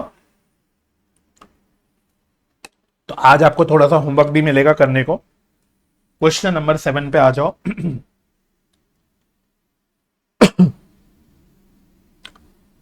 तो पढ़ना क्या कहता है क्वेश्चन, वो कह रहे हैं in a factory overheads of a particular department are recovered on the basis of ₹5 per machine hour। तो देखो उसने मशीन आर बेसिस पे बता दिया कि हम अपनी ओवरहेड की रिकवरी कैसे करते हैं, तो इसी को हम बोलते हैं ओवरहेड रिकवरी रेट। बहुत सारे नाम है यार इसके, ओवरहेड रिकवरी रेट भी बोलते हैं, ओवरहेड अब्जॉर्प्शन रेट भी बोलते हैं, कुछ लोग सीधा सीधा ओवरहेड रेट भी बोलते हैं, बात वही है, ठीक है। तो हम ₹5 पर मशीन आर के हिसाब से अपने ओवरहेड को अब्सॉर्ब करते हैं।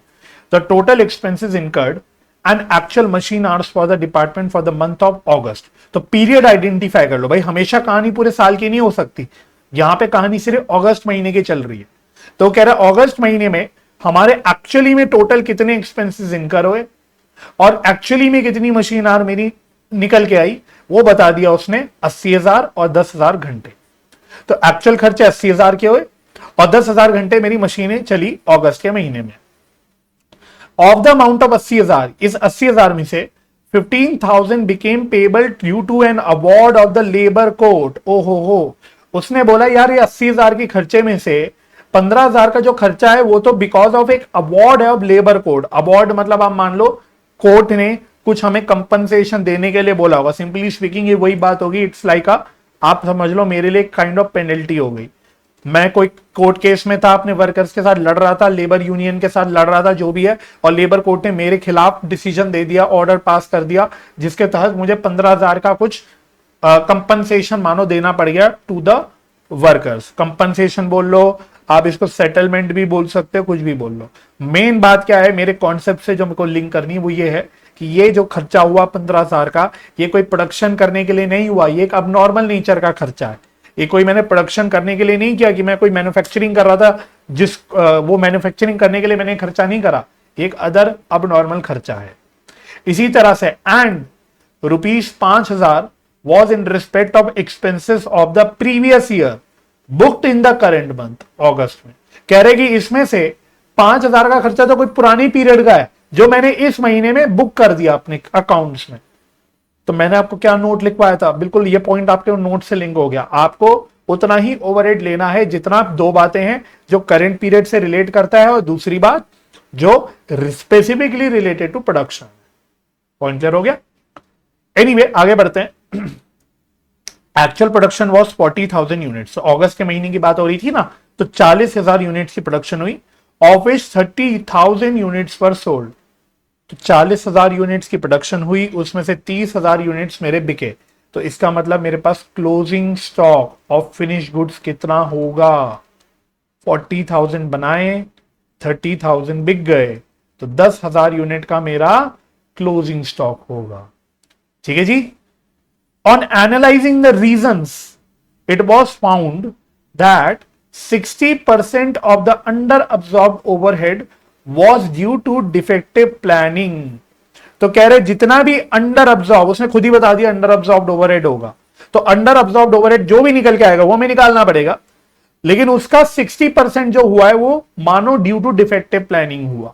That means abnormal reason, ये बात हम सब लिख चुके हैं, abnormal reason and rest was attributed to the normal cost increase, यानी बचे हुए जो 40% है वो है ड्यू टू कॉस्ट इंक्रीज। ये क्या है? Due to wrong estimation. तो इसीलिए आपको ये रीजन बता रहा है क्वेश्चन वाला, क्यों? क्योंकि दोनों की ट्रीटमेंट अलग होगी। अब नॉर्मल रीजन जो है उसमें हमें कॉस्टिंग पीएनएल में चार्ज करना है, और रॉन्ग एस्टिमेट में हमें क्या करना है? हमें सप्लीमेंट्री रेट यूज करना है। Simple. Show the treatment of over या under absorbed overhead in the cost account. ठीक है, चलो तो बस कॉन्सेप्ट को अप्लाई करते हुए चलो मेरे साथ साथ। तो सबसे पहले बिल्कुल स्टेप बाय स्टेप कॉन्सेप्चुअल काम करना है। Calculation of net production overheads of August. Simply speaking मैं आपके यहां पे एक्चुअल ओवरहेड्स निकाल रहा हूं, जिसको मैं अब्सॉर्ब्ड ओवरहेड से कंपेयर करके अपना अंडर अब्सॉर्ब्ड अमाउंट निकाल सकता हूं कितना है। ठीक है, तो उसने बोला था ओवरहेड्स इनकर्ड इन अगस्त। तो क्वेश्चन वाले ने बोला भाई 80,000 के ओवरहेड्स हैं वो अगस्त में इनकर हुए, लेकिन क्या ये सारे 80,000 के ओवरहेड्स करंट पीरियड के ही हैं, मतलब अगस्त के ही हैं? The answer is no. क्या सारे ओवरहेड्स रिलेटिंग टू प्रोडक्शन ही है? The answer is again no. तो जो भाई रिलेटेड टू प्रोडक्शन नहीं है या जो रिलेटेड टू करंट पीरियड नहीं है वो हटाओ इसमें से। तो हमने बोला overheads not relating to production, वो ओवरहेड जो प्रोडक्शन के लिए नहीं इनकर हुआ, इसको प्यार से हम लोग कभी कभी नॉन प्रोडक्टिव ओवरहेड्स भी बोल सकते हैं। भाई ये ओवरहेड्स इनकर करने से मेरी कोई प्रोडक्टिविटी नहीं बढ़ी, मेरी कोई नंबर ऑफ प्रोडक्शन यूनिट्स नहीं बढ़ गए। समझ आ रही बात? तो इसके ब्रैकेट में लिख लो दैट इज अवार्ड। अवार्ड मतलब वो फिल्म फेयर अवार्ड की बात नहीं हो रही, अवार्ड मतलब award given as per order of labour court.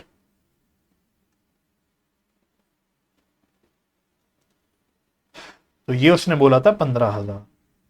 इसी प्रकार से लेस करेंगे इसमें से, और ये आपको सब एग्जाम में कैलकुलेशंस अच्छे से सिस्टमैटिकली दिखानी है, इसलिए मैं आपको पूरा ऐसे करा के दिखा रहा हूं।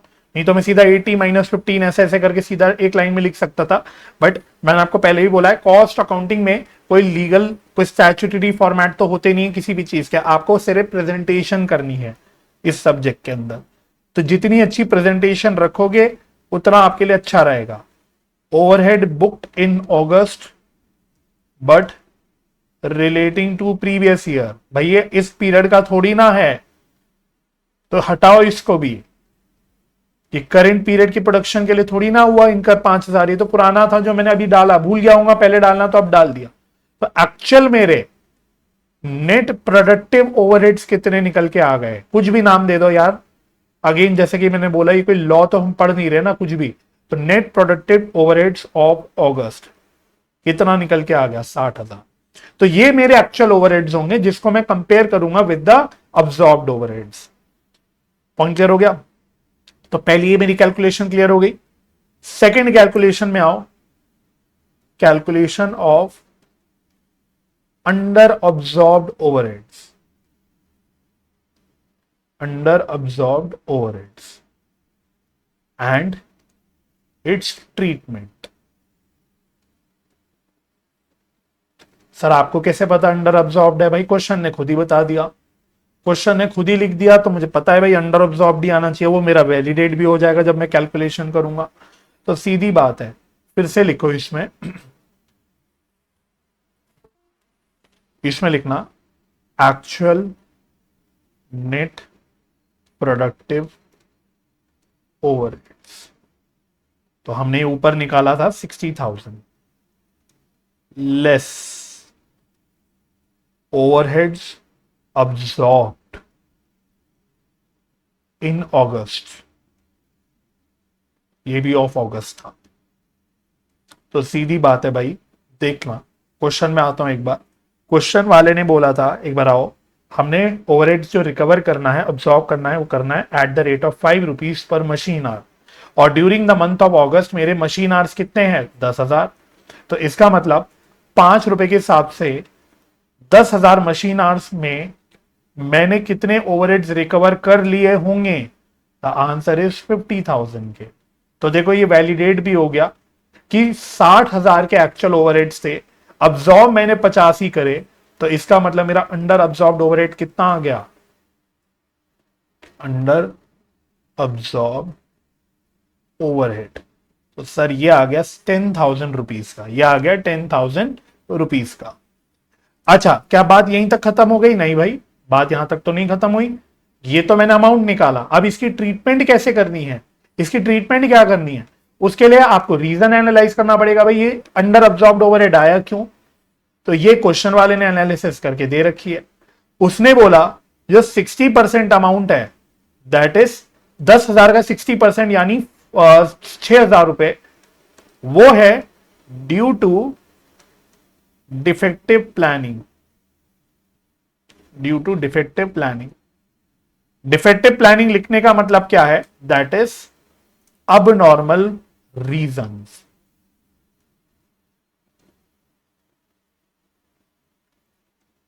तो इसकी ट्रीटमेंट क्या करनी है आपको? इस 6,000 रुपए को आपको क्या करना है? इट विल बी, पूरा ही लिख लेते हैं, अमाउंट के साथ लिखते तो थोड़ा अच्छा लगेगा answer. ₹6,000 will be charged to costing P&L। लो जी, तो 60% वाले पार्ट का तो काम यहीं खत्म हो जाता है। अब नॉर्मल रीजन में आपको कुछ करके नहीं दिखाना, आपको सिर्फ बताना है कि ये अब नॉर्मल रीजन की वजह से है, 6,000 का अमाउंट है बेसिकली वो 60% के हिसाब से, तो उसको बस कॉस्टिंग P&L में आपको चार्ज करना है, बस ये आपको बताना है, दैट्स इट। और जो 40% बैलेंस है, बोले तो जो 4,000 का बचा हुआ ओवरहेड है, वो उसने बोला due to increase in cost, यानी कि दैट इज, ये आपका हो गया, मैं यहां के लिखता हूं, रॉन्ग एस्टिमेशन कॉन्सेप्ट के हिसाब से। तो इसको क्या करना है? It will be charged to cost of sales account, finish goods account and WIP तो है ही नहीं इस क्वेश्चन में, WIP तो है ही नहीं, छोड़ दो ना, क्यों पूरा WIP तक क्यों लिखूं? WIP तो है ही नहीं, सीधा यहां बीच में एंड लगा देता हूं। It will be charged to cost of sales account and finish goods account using, main क्या है जो आपको याद रखना है, जो हमेशा लिख के आना है, सप्लीमेंट्री रेट। ये आपको लिख के आना पड़ेगा, सप्लीमेंट्री रेट। हाँ, लेकिन इसको आपको पूरा करके दिखाना पड़ेगा, भाई सप्लीमेंट्री रेट कितनी आएगी और इसको आप कैसे कैसे अकाउंट में कितना कितना चार्ज करोगे, डेबिट करोगे, क्रेडिट करोगे, वो सारी बातें जो हमने लिखी वो सब आपको करके बताना पड़ेगा। ठीक है, तो हमने मेन बता दिया कि भाई जो अब नॉर्मल रीजन वाला अमाउंट है वो हम कॉस्टिंग P&L में चार्ज करेंगे, और जो रॉन्ग एस्टिमेशन यानी इंक्रीज इन कॉस्ट की वजह से जो अमाउंट है वो हम लोग सप्लीमेंट्री रेट यूज करके cost of sales account and finish goods में चार्ज करेंगे। सर WIP क्यों नहीं लिखा? क्योंकि क्वेश्चन में WIP है ही नहीं, होता तो वो भी लिख देता। ठीक है, तो WIP आप अपने आप सोच थोड़ी सकते हो, होगा तो होगा, नहीं होगा तो नहीं हो। ठीक है, अब आ जाओ नीचे, सप्लीमेंट्री रेट कितना आएगा? सप्लीमेंट्री रेट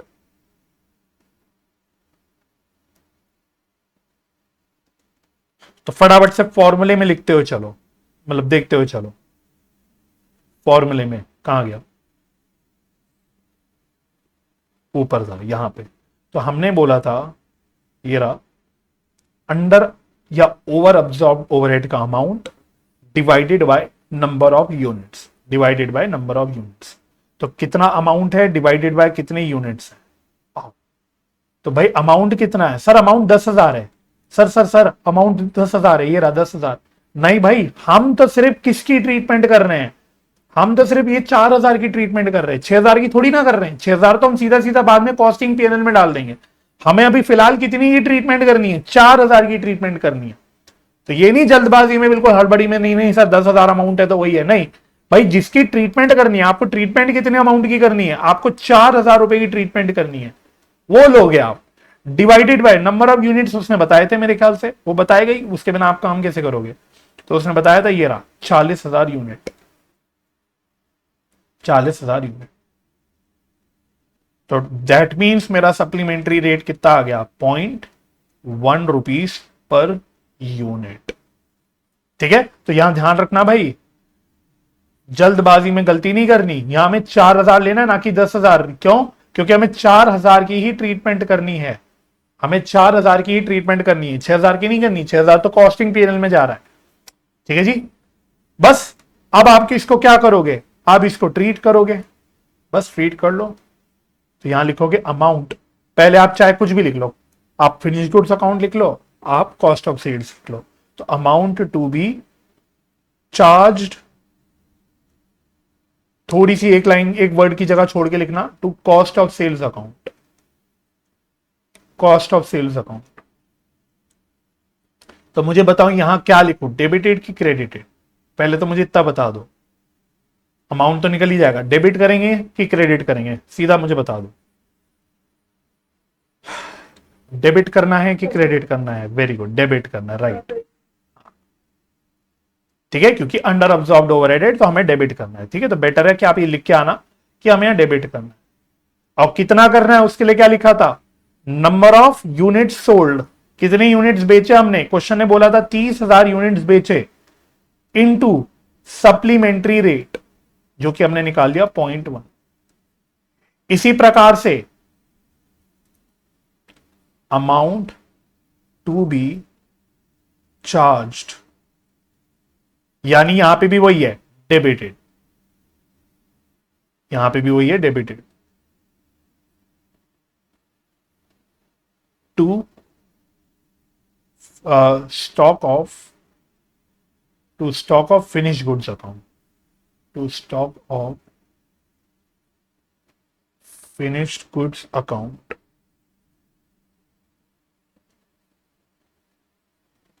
कितना होगा सर, फिनिश गुड्स के units multiplied by supplementary rate. Finish goods के यूनिट कितने होंगे सर, 40,000 यूनिट बनाए जिसमें से 30,000 बिक गए, into supplementary rate that is 0.1, बस खत्म। तो ये आ गया 3,000 और ये कितना आ गया 10,000 इंटू 0.1, 1,000।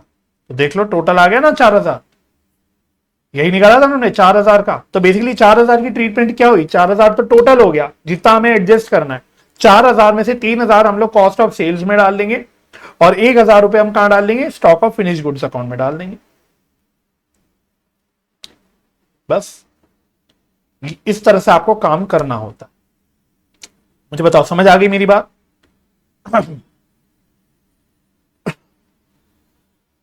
चलिए जी, ओके ओके ओके ओके। आओ अगला क्वेश्चन खोलो, क्वेश्चन नंबर 11 है ना, प्रैक्टिकल क्वेश्चन बेसिकली 11 आना, इसी वैरायटी का क्वेश्चन है।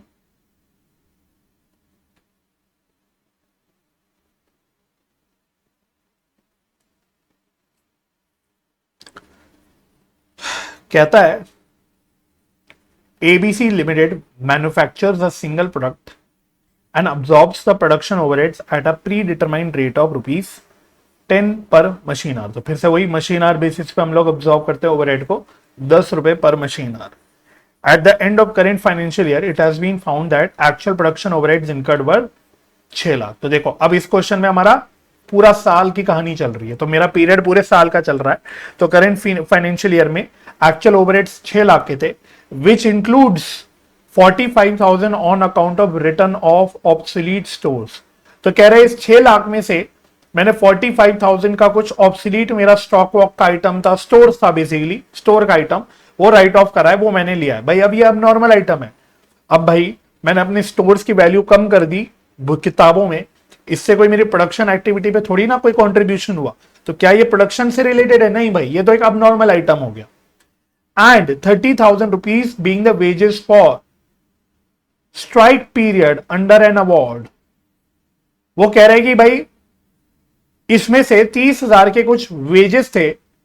अवार्ड का मतलब वही हो गया, अवार्ड मतलब फिर से वही बात नहीं है, फिल्म फेयर अवार्ड की नहीं है, कोर्ट की कुछ बात हो रही है।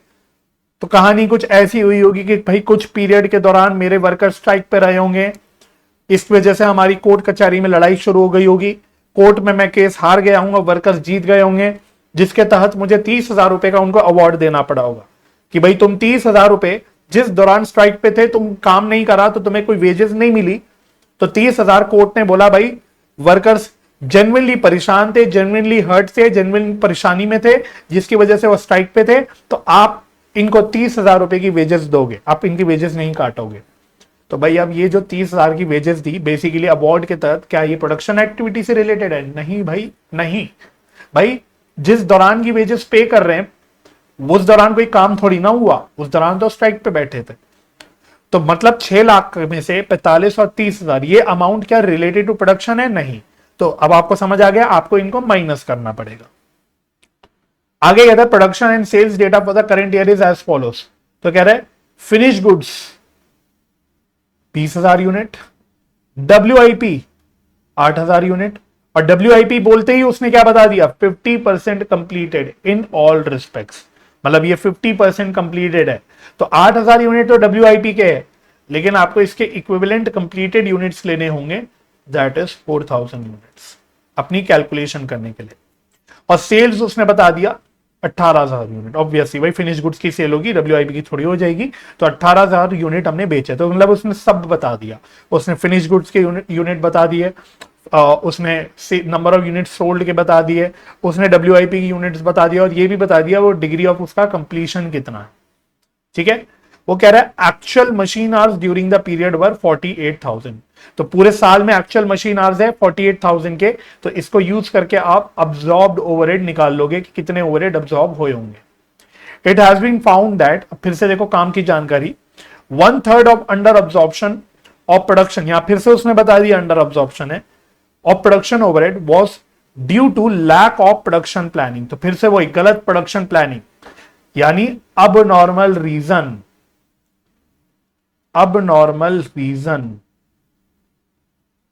And the rest was attributed to normal increase in cost, यानी कि रॉन्ग एस्टिमेशन।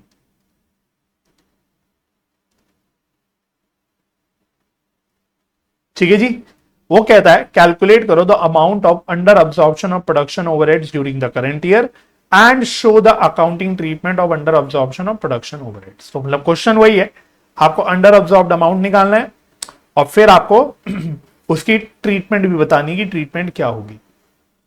चलो जी, फिर से वही काम करो भाई, calculation of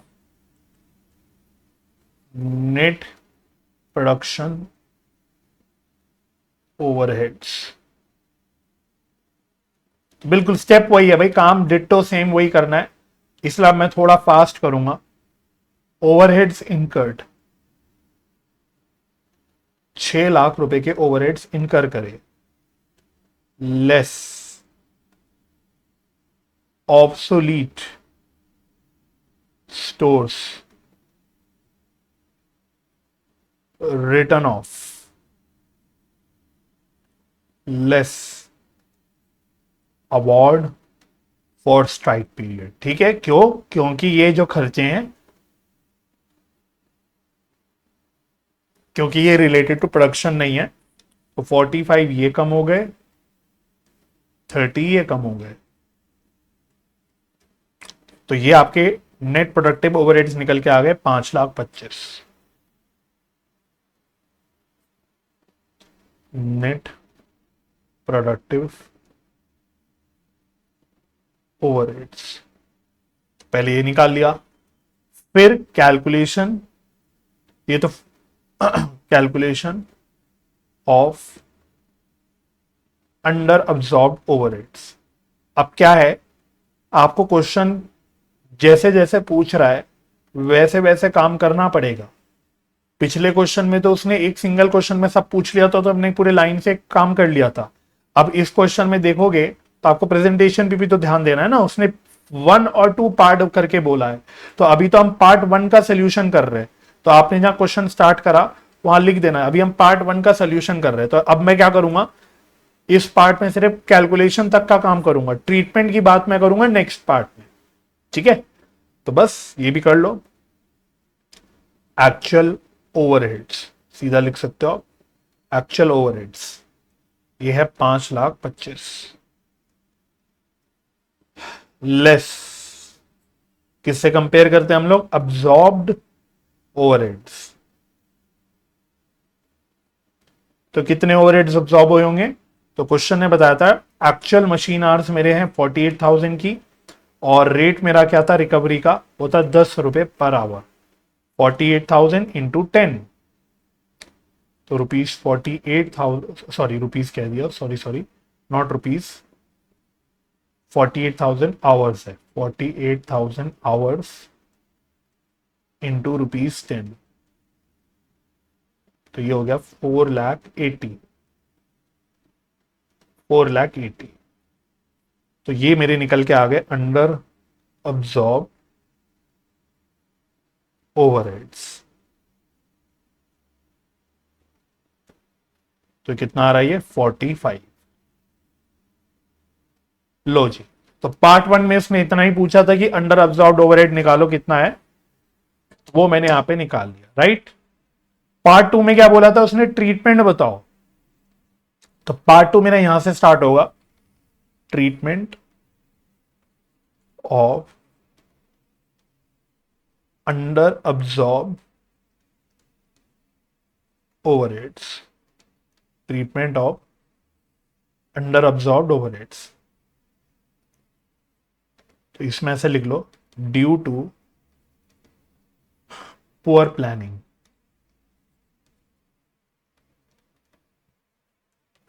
that is abnormal reason. तो उसने बोला था कि जो 1/3 है अंडर अब्सॉर्ब्ड ओवरहेड, और ड्यू टू पुअर नहीं लिखा था, सॉरी मैंने पुअर लिख दिया। आप क्वेश्चन की लैंग्वेज से भाई देख लेना, एग्जाम में क्वेश्चन की लैंग्वेज यूज करना। डिफेक्टिव बोला था, मतलब हालांकि वही है, मोरलेस मतलब वही है, लेकिन हम उसने वर्ड डिफेक्टिव यूज किया था तो वही लिखेंगे। और उसने बोला था जो 1/3 ओवरहेड है, अंडर अब्सॉर्ब्ड ओवरहेड जो 1/3, वो ड्यू टू डिफेक्टिव प्लानिंग है, that is ₹15,000।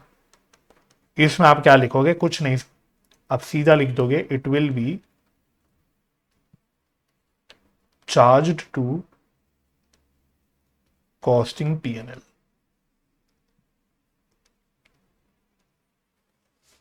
It will be charge to costing P&L। ठीक है, उसके बाद जो due to increase in cost है, increase in cost, that is wrong estimation.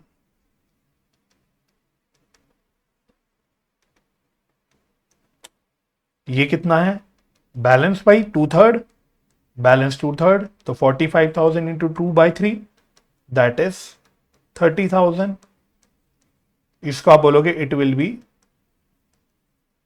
Charged using,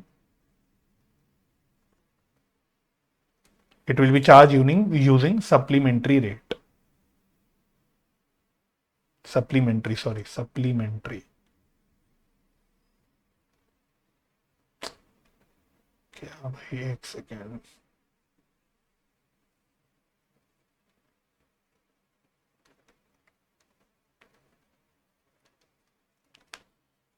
ठीक है, फिर आप सप्लीमेंट्री रेट निकाल लोगे।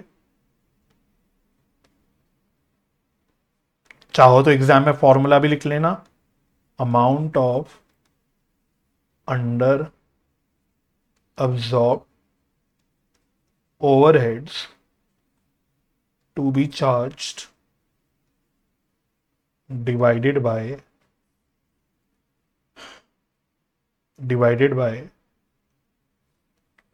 कितना बताया था उसने,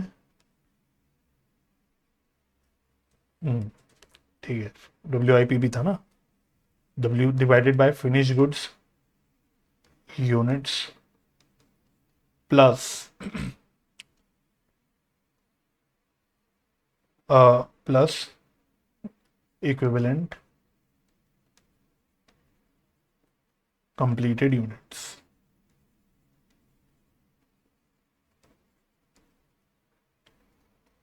तो कितना अमाउंट करना है, तो फिर से वही बात ध्यान रखना, जितना अमाउंट हमें यहां पे चार्ज करना है उतना ही लेना है, 30,000, 30,000 divided by finish goods units कितने हैं, 20,000 प्लस इक्विवेलेंट कंप्लीटेड यूनिट्स कितने थे, 4,000 थे। ये 4,000 कैसे आए थे, दैट इज 8,000 WIP के यूनिट्स थे, ये 50% कंप्लीट थे, जो भी है, राइट। तो ये आ गया 30 डिवाइडेड बाय 24।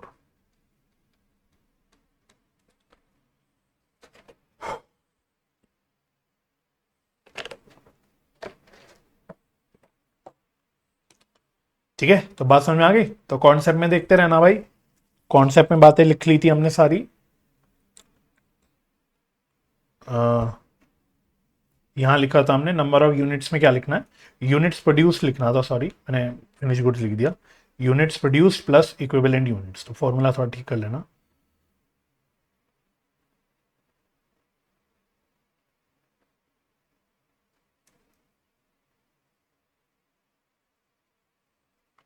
यूनिट्स प्रोड्यूस्ड, ठीक है। तो ये हमारा निकल के आ गया 30 डिवाइडेड बाय 24,000। तो ये कितना आ रहा है, 30 डिवाइडेड बाय 24, ये आ रहा है 1.25 पर यूनिट, पर यूनिट, ठीक है। और फाइनली इसकी ट्रीटमेंट डाल देते हैं। तो ट्रीटमेंट लिख देंगे तो 1 charged that is debited to finished goods units, charge यानी debited to finish goods units. Finish good के यूनिट्स कैसे निकलेंगे, तो क्या था भाई, हमने टोटल कितने यूनिट्स बनाए, 20,000 यूनिट्स बनाए, इसमें से कितने बेचे, 18,000 बेचे, ठीक है। तो प्रोडक्शन माइनस सेल, तो 20,000 माइनस 18,000, तो ये आ गया 2,000, ठीक है। और इसमें हम अमाउंट लिख देते हैं, यहां पे कैलकुलेशन लिख देते हैं, 2,000 इंटू 1.25। तो यहां पे एक रुपीस का बड़ा कॉलम ही बना लो, जिसमें हम फाइनल अमाउंट लिखते हुए चलेंगे, 2,000 इंटू 1.25, ये आ रहा है 2,500, ठीक है। इसी तरह से दूसरे नंबर पे चार्ज्ड यानी डेबिटेड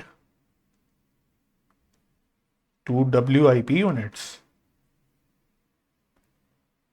WIP अकाउंट, अकाउंट लिख दो, बेटर है। यूनिट्स भी लिख सकते हैं वैसे, टेक्निकली गलत नहीं है, बट बेटर कि अकाउंट लिख दो, क्योंकि डेबिट करने की बात कर रहे हैं, ठीक है। तो इसमें कैसे लेते थे हम, equivalent units into supplementary rate. तो इक्विवेलेंट यूनिट्स तो वही ऊपर जो लिए थे 4,000 इंटू 1.25, निकाल लेना। ही भी तीसरा नंबर भी लिख लेता हूं, चार्ज्ड यानी डेबिटेड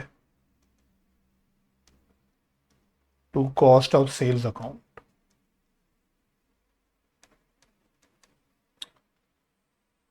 चलो, नंबर ऑफ यूनिट्स सोल्ड यानी 18,000 इंटू 1.25,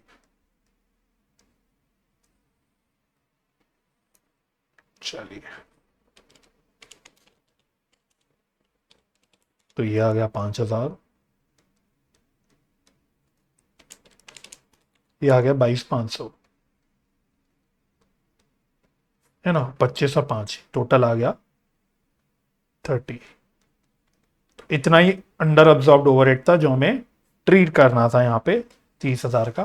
तो बेसिकली ब्रेकअप हो गया, 30,000 का जो ओवरहेड है हमने उसमें से 2500 का फिनिश गुड्स की कॉस्ट में ऐड कर दिया, 5,000 का WIP की कॉस्ट में ऐड कर दिया, 22,500 का कॉस्ट ऑफ सेल्स में ऐड कर दिया। तो ये आपका अंडर अब्जॉर्ब ओवरहेड का ट्रीटमेंट होता है। ओवर है तो कोई दिक्कत नहीं, सारा काम सेम है, सिंपल है, बस इतना डिफरेंस होगा, जहां हम यहाँ डेबिट कर रहे हैं वहां हम लोग क्रेडिट कर देंगे, दैट्स इट, इतना ही डिफरेंस होगा। तो चाहे अंडर हो ओवर हो, ट्रीटमेंट तो वही है, बस डेबिट या क्रेडिट का आपका डिफरेंस आ जाएगा।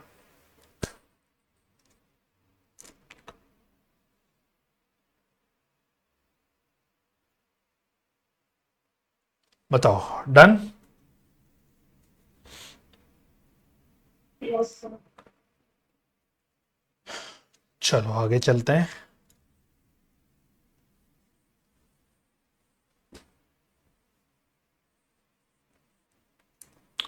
नेक्स्ट क्वेश्चन में आना।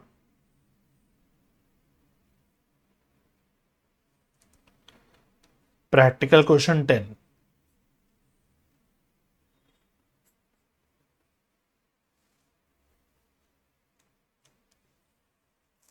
प्रैक्टिकल क्वेश्चन 10 पे आओ, पिछला ही क्वेश्चन है।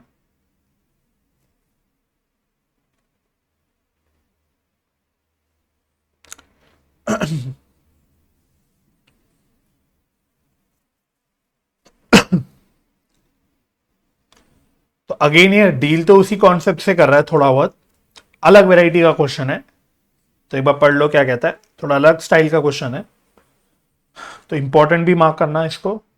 तो एक काम करो, इस क्वेश्चन को भी इंपॉर्टेंट मार्क करो, और जो हमने पिछला क्वेश्चन किया ना इसको भी मार्क कर लेना इंपॉर्टेंट, क्योंकि अपने आप में कंप्लीट क्वेश्चन है।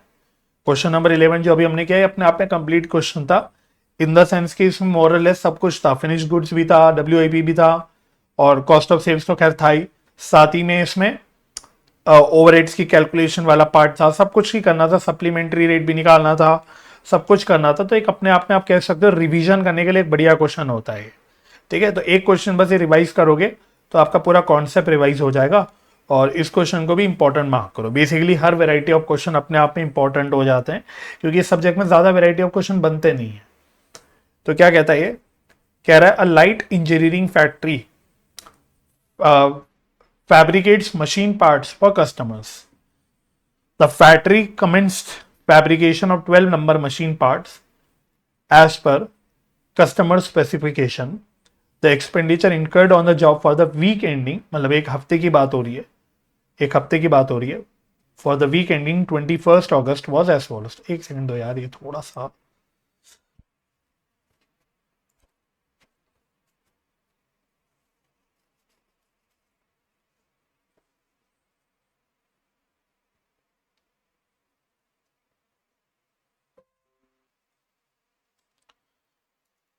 चलो, तो एक बार वापस से पढ़ते हैं। वो कह रहा था expenditure incurred on the job for the week ending, week की कहानी चल रही है, 21 अगस्त इज टैबुलेटेड बिलो। क्या है जानकारी देखो, direct material all items 780।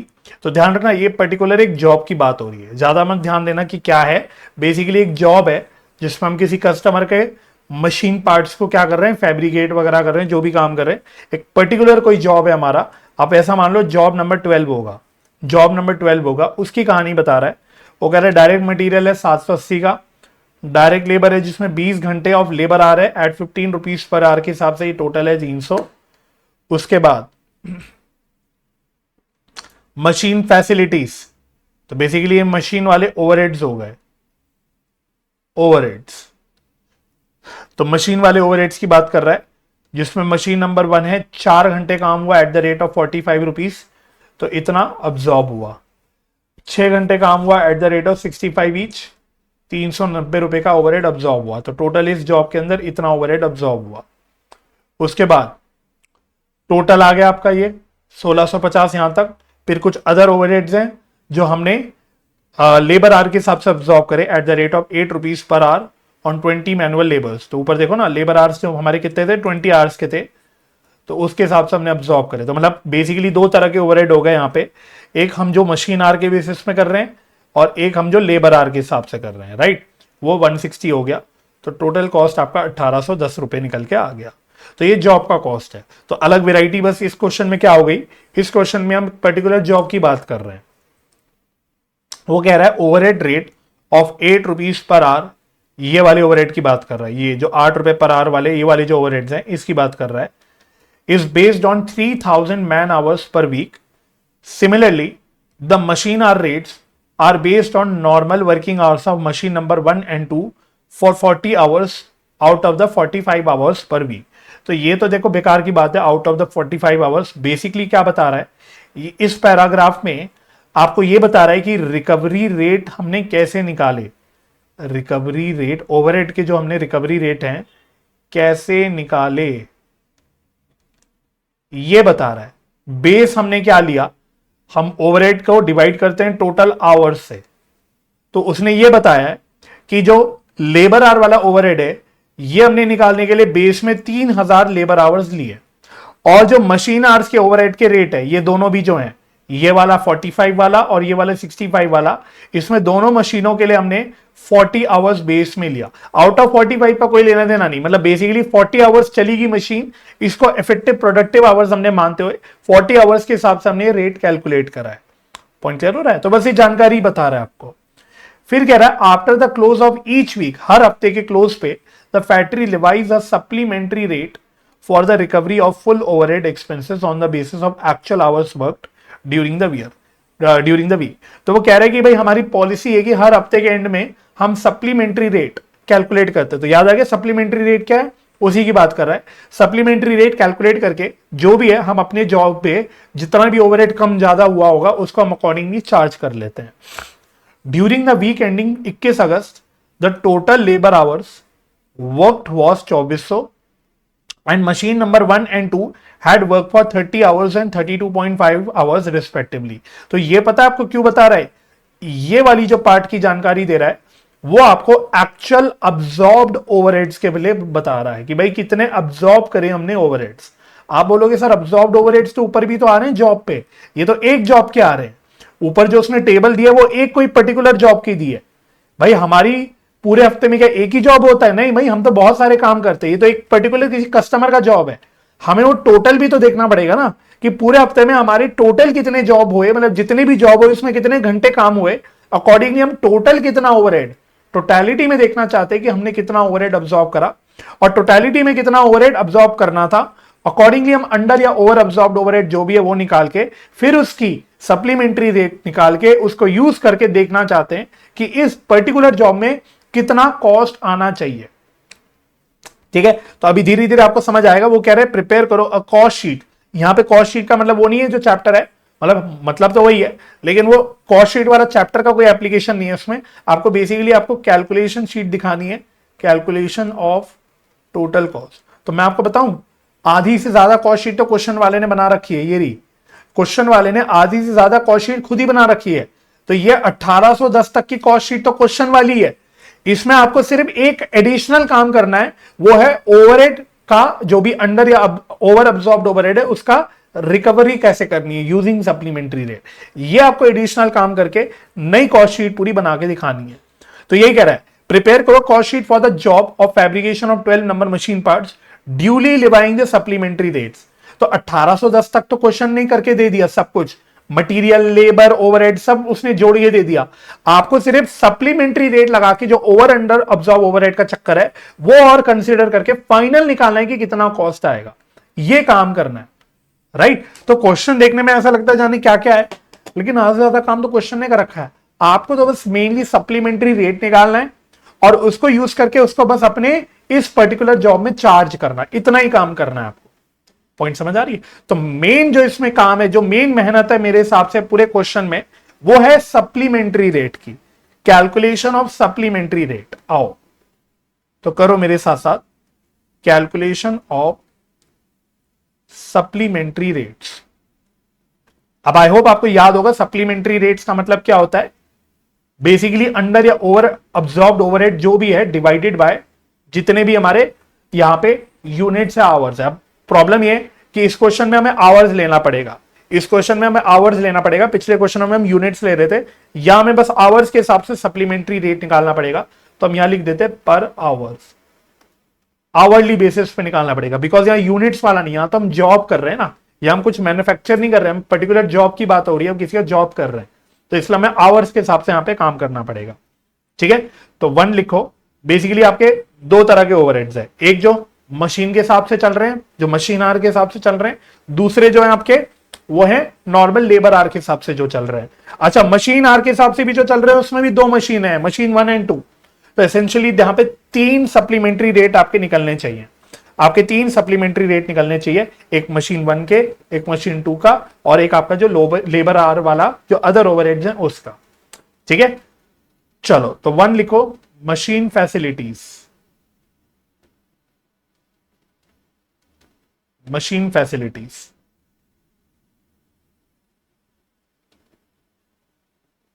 overheads to be absorbed, overheads to be absorbed, कितना ओवरहेड हमें अब्सॉर्ब करना था। क्या बोला था क्वेश्चन ने? क्वेश्चन ने बोला था, क्वेश्चन ने बोला था, हम यहां पे मशीन 1 की बात कर रहे हैं, एक मिनट यहां मशीन 1 भी लिख देना। तो हम पहले मशीन 1 की बात कर रहे हैं, तो यहां लिख दो मशीन 1। ठीक है, सेम काम मशीन 2 का करना है, सेम काम हमें अदर ओवरहेड्स का करना है। तो मशीन 1 का अगर एक आप फोकस करोगे तो मशीन आर का जो रेट है वो 45 रुपीज है, 45 रुपीज पर आवर का रेट है। और ये क्वेश्चन ने बोला था, ये रेट हमने निकाला है मशीन आर के लिए, बस ध्यान देना 40 आवर्स हमारी नॉर्मल वर्किंग आवर्स है मशीन की, 40 आवर्स के हिसाब से हमने निकाला है। तो इसका मतलब मेरे कितने टोटल ओवरहेड्स रहे होंगे, आप मत लिखना, मैं आपको समझाने के लिए बस साइड में कर रहा हूं। हम जो रिकवरी रेट निकालते हैं ओवरहेड्स की, ध्यान से देखना, आपको बात समझ आ जाएगी। फिर मैं मेन कैलकुलेशन तो वहीं पे करूंगा, आप बस बात समझना। हम जो रिकवरी रेट निकालते हैं, हम टोटल ओवरहेड्स लेते हैं, टोटल ओवरहेड्स, इसको डिवाइड करते हैं विद, अगर मैं यहाँ पे पर मशीन आर की बात कर रहा हूं, पर मशीन आर की बात कर रहा हूं, तो हम यहाँ पे टोटल मशीन आवर से डिवाइड करते हैं, यही करते हैं ना हम लोग। तो हमने बोला कि हमने रिकवरी रेट निकाल कितनी रखी है, मशीन 1 की बात कर रहे हैं, मशीन 1 की हमने रिकवरी रेट निकाल रखी है 45 रुपीज, 45 रुपीज हमने निकाल रखी है, 45 इक्वल टू टोटल कितने ओवरहेड्स होंगे ये मुझे अभी पता नहीं है, लेकिन क्वेश्चन वाले ने ये बता दिया कि टोटल मशीन आवर्स कितने हैं 40। तो इससे मुझे ये पता लग जाएगा कि इसका मतलब टोटल ओवरहेड्स कितने होंगे। तो देयरफॉर मेरे टोटल ओवरहेड्स कितने होंगे 45 इंटू 40। ये काम आपको करना है, ये आपको निकालना पड़ेगा। क्यों निकालना है? अगर ये नहीं निकालोगे कि टोटल कितने ओवरहेड्स हैं जो अब्सॉर्ब करने, तो आप अंडर अब्सॉर्ब या over absorb overhead as the case में भी जो भी है वो कैसे निकालोगे? बात समझ में आ रही है? तो आपको पहले टोटल ओवरहेड्स देखने पड़ेंगे कि कितने रहे होंगे, जिसके बेसिस पे हमने रिकवरी रेट कैलकुलेट करी होगी, और अकॉर्डिंगली फिर आपको चेक करना पड़ेगा कि उसमें से कितने ओवरहेड अब्सॉर्ब हो गए होंगे और कितने अब्सॉर्ब होने से रह गए होंगे, या जो भी है ओवर या अंडर अब्सॉर्प्शन। बात समझ में आ गई? तो मैं यहां पे क्या दिख रहा हूं, मैं मशीन 1 की बात कर रहा हूं, सेम काम मशीन 2 के लिए भी करेंगे। ओवरहेड्स टू बी रिकवर्ड, कितने रिकवर कर रहे थे हमें 45 रुपीज के हिसाब से, हमें 40 आवर्स अगर मैं देखूंगा तो इसका मतलब मुझे टोटल कितने ओवरहेड्स रिकवर करने थे 45 इंटू 40 दैट इज 1800। 1800 के ओवरहेड्स मुझको अब्सॉर्ब करने थे। मेरी बात आई होप तो समझ आ गई होगी कि 1800 मैंने क्या निकाला और क्यों निकाला।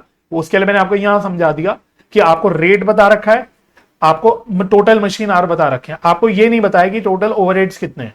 तो ये मैंने रिवर्स कैलकुलेशन करके निकाला है। तो बेसिकली मैंने क्या किया, रिकवरी रेट को टोटल आवर्स से मल्टीप्लाई कर दिया, तो मुझे टोटल ओवरहेड्स एक्चुअली वाले पता लगे कि कितने अब्सॉर्ब करने थे। अब इसमें से कितने ओवरहेड्स अब्सॉर्ब हुए, overheads actually absorbed, overheads actually absorb.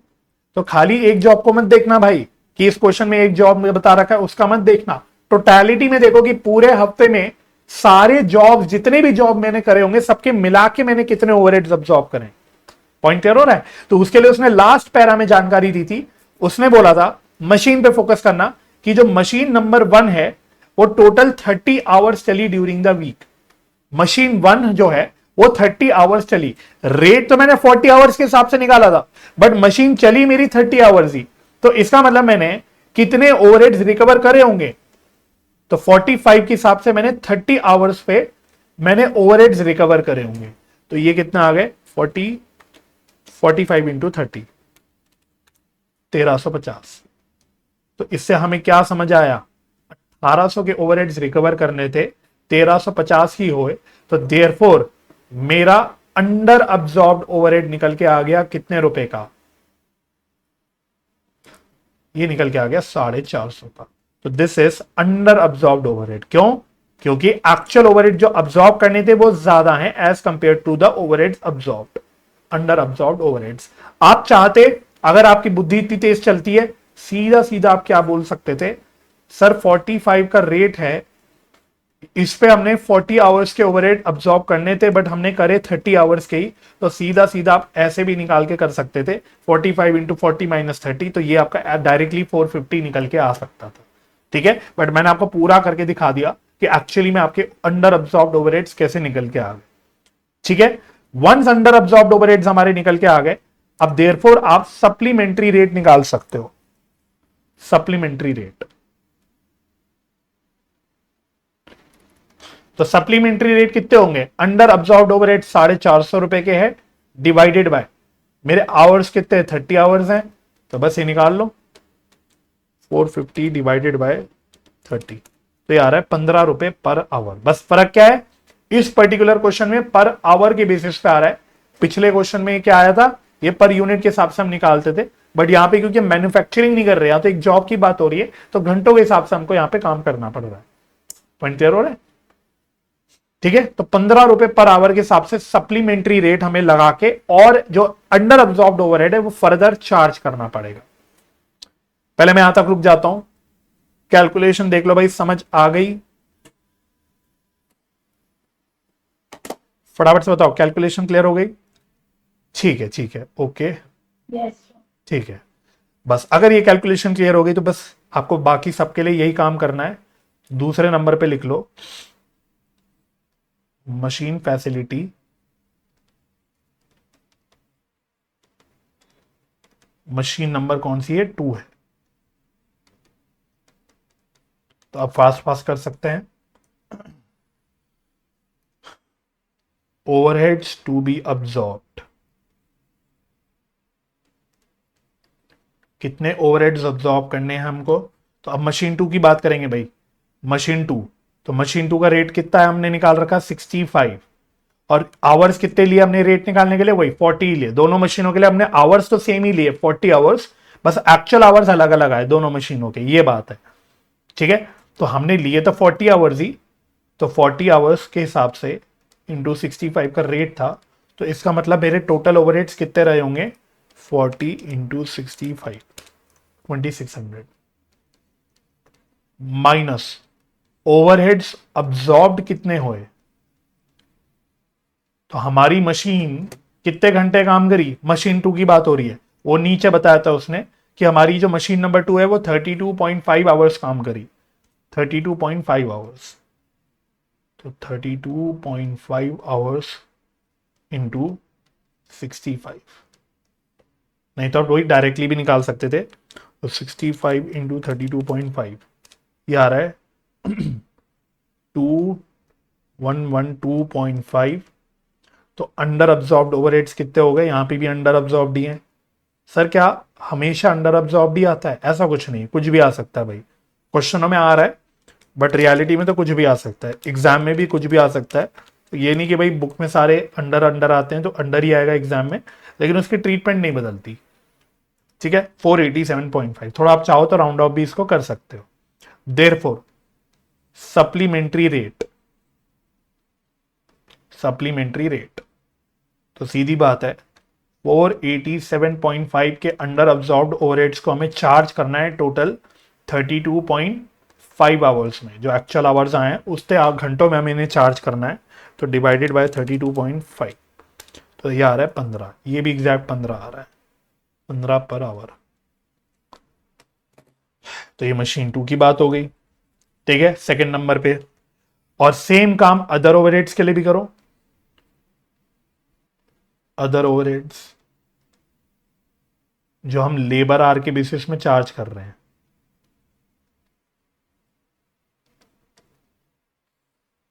Same काम, overheads to be charged, overheads to be charged, तो वही बात है। अब आप तीसरे रेट पे आ जाओ जो कि था 8 रुपए पर आवर, और ये उसने बताया था कि हमने 3000 लेबर आवर्स के बेसिस पे हमने कैलकुलेट किया था। तो इसका मतलब मेरे टोटल ओवरहेड्स कितने रहे होंगे, 3000 घंटे इंटू 8, इतने मेरे ओवरहेड्स रहे होंगे, दैट इज 24,000। क्या भाई तेरा, चलो माइनस ओवरहेड्स रिकवर्ड या अब्जॉर्ब्ड, कुछ भी बोल लो, इसमें से कितने रिकवर हो गए। तो labour hours, actual labour hours कितने रहे मेरे ड्यूरिंग द वीक, टोटल लेना भाई, इस पर्टिकुलर जॉब का नहीं, क्योंकि हमें तो पूरे जॉब, पूरे समझ सकते हो फैक्ट्री का लेना है, हमारे पूरे डिपार्टमेंट का लेना है। तो पूरे डिपार्टमेंट में हफ्ते में टोटल लेबर आवर्स जो वर्क हुए वो थे 2400 घंटे, 2400। तो 2400 आवर्स 8 रुपए के हिसाब से, कम घंटे काम हुए तो यहाँ पे भी वही होने वाला है, अंडर अब्जॉर्ब्ड ओवरहेड ही आएगा। 2400 इंटू 8 क्या आ रहा है, 19,200। तो यहां पे भी अंडर अब्जॉर्ब्ड ओवरहेड आ गया।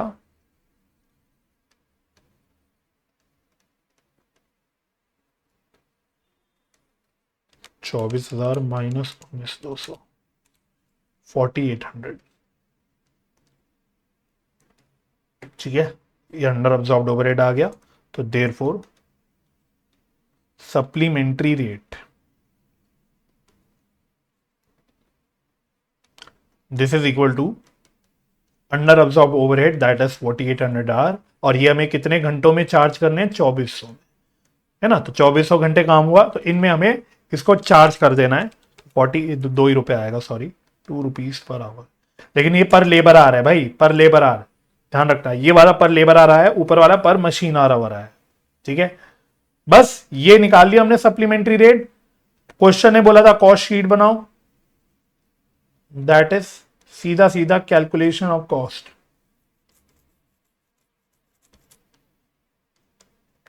किसका, 12 नंबर मशीन, जो भी बोला था यार उसने, इतनी बड़ी नाम दे दिया था, सिंपल एक सिंपल जॉब का, जॉब ए जॉब बी करके देने की जगह उसने इतना बड़ा दिया था। 12 नंबर मशीन पार्ट्स, लो हम भी लिख देते हैं 12 number machine parts for the week ending 21 August.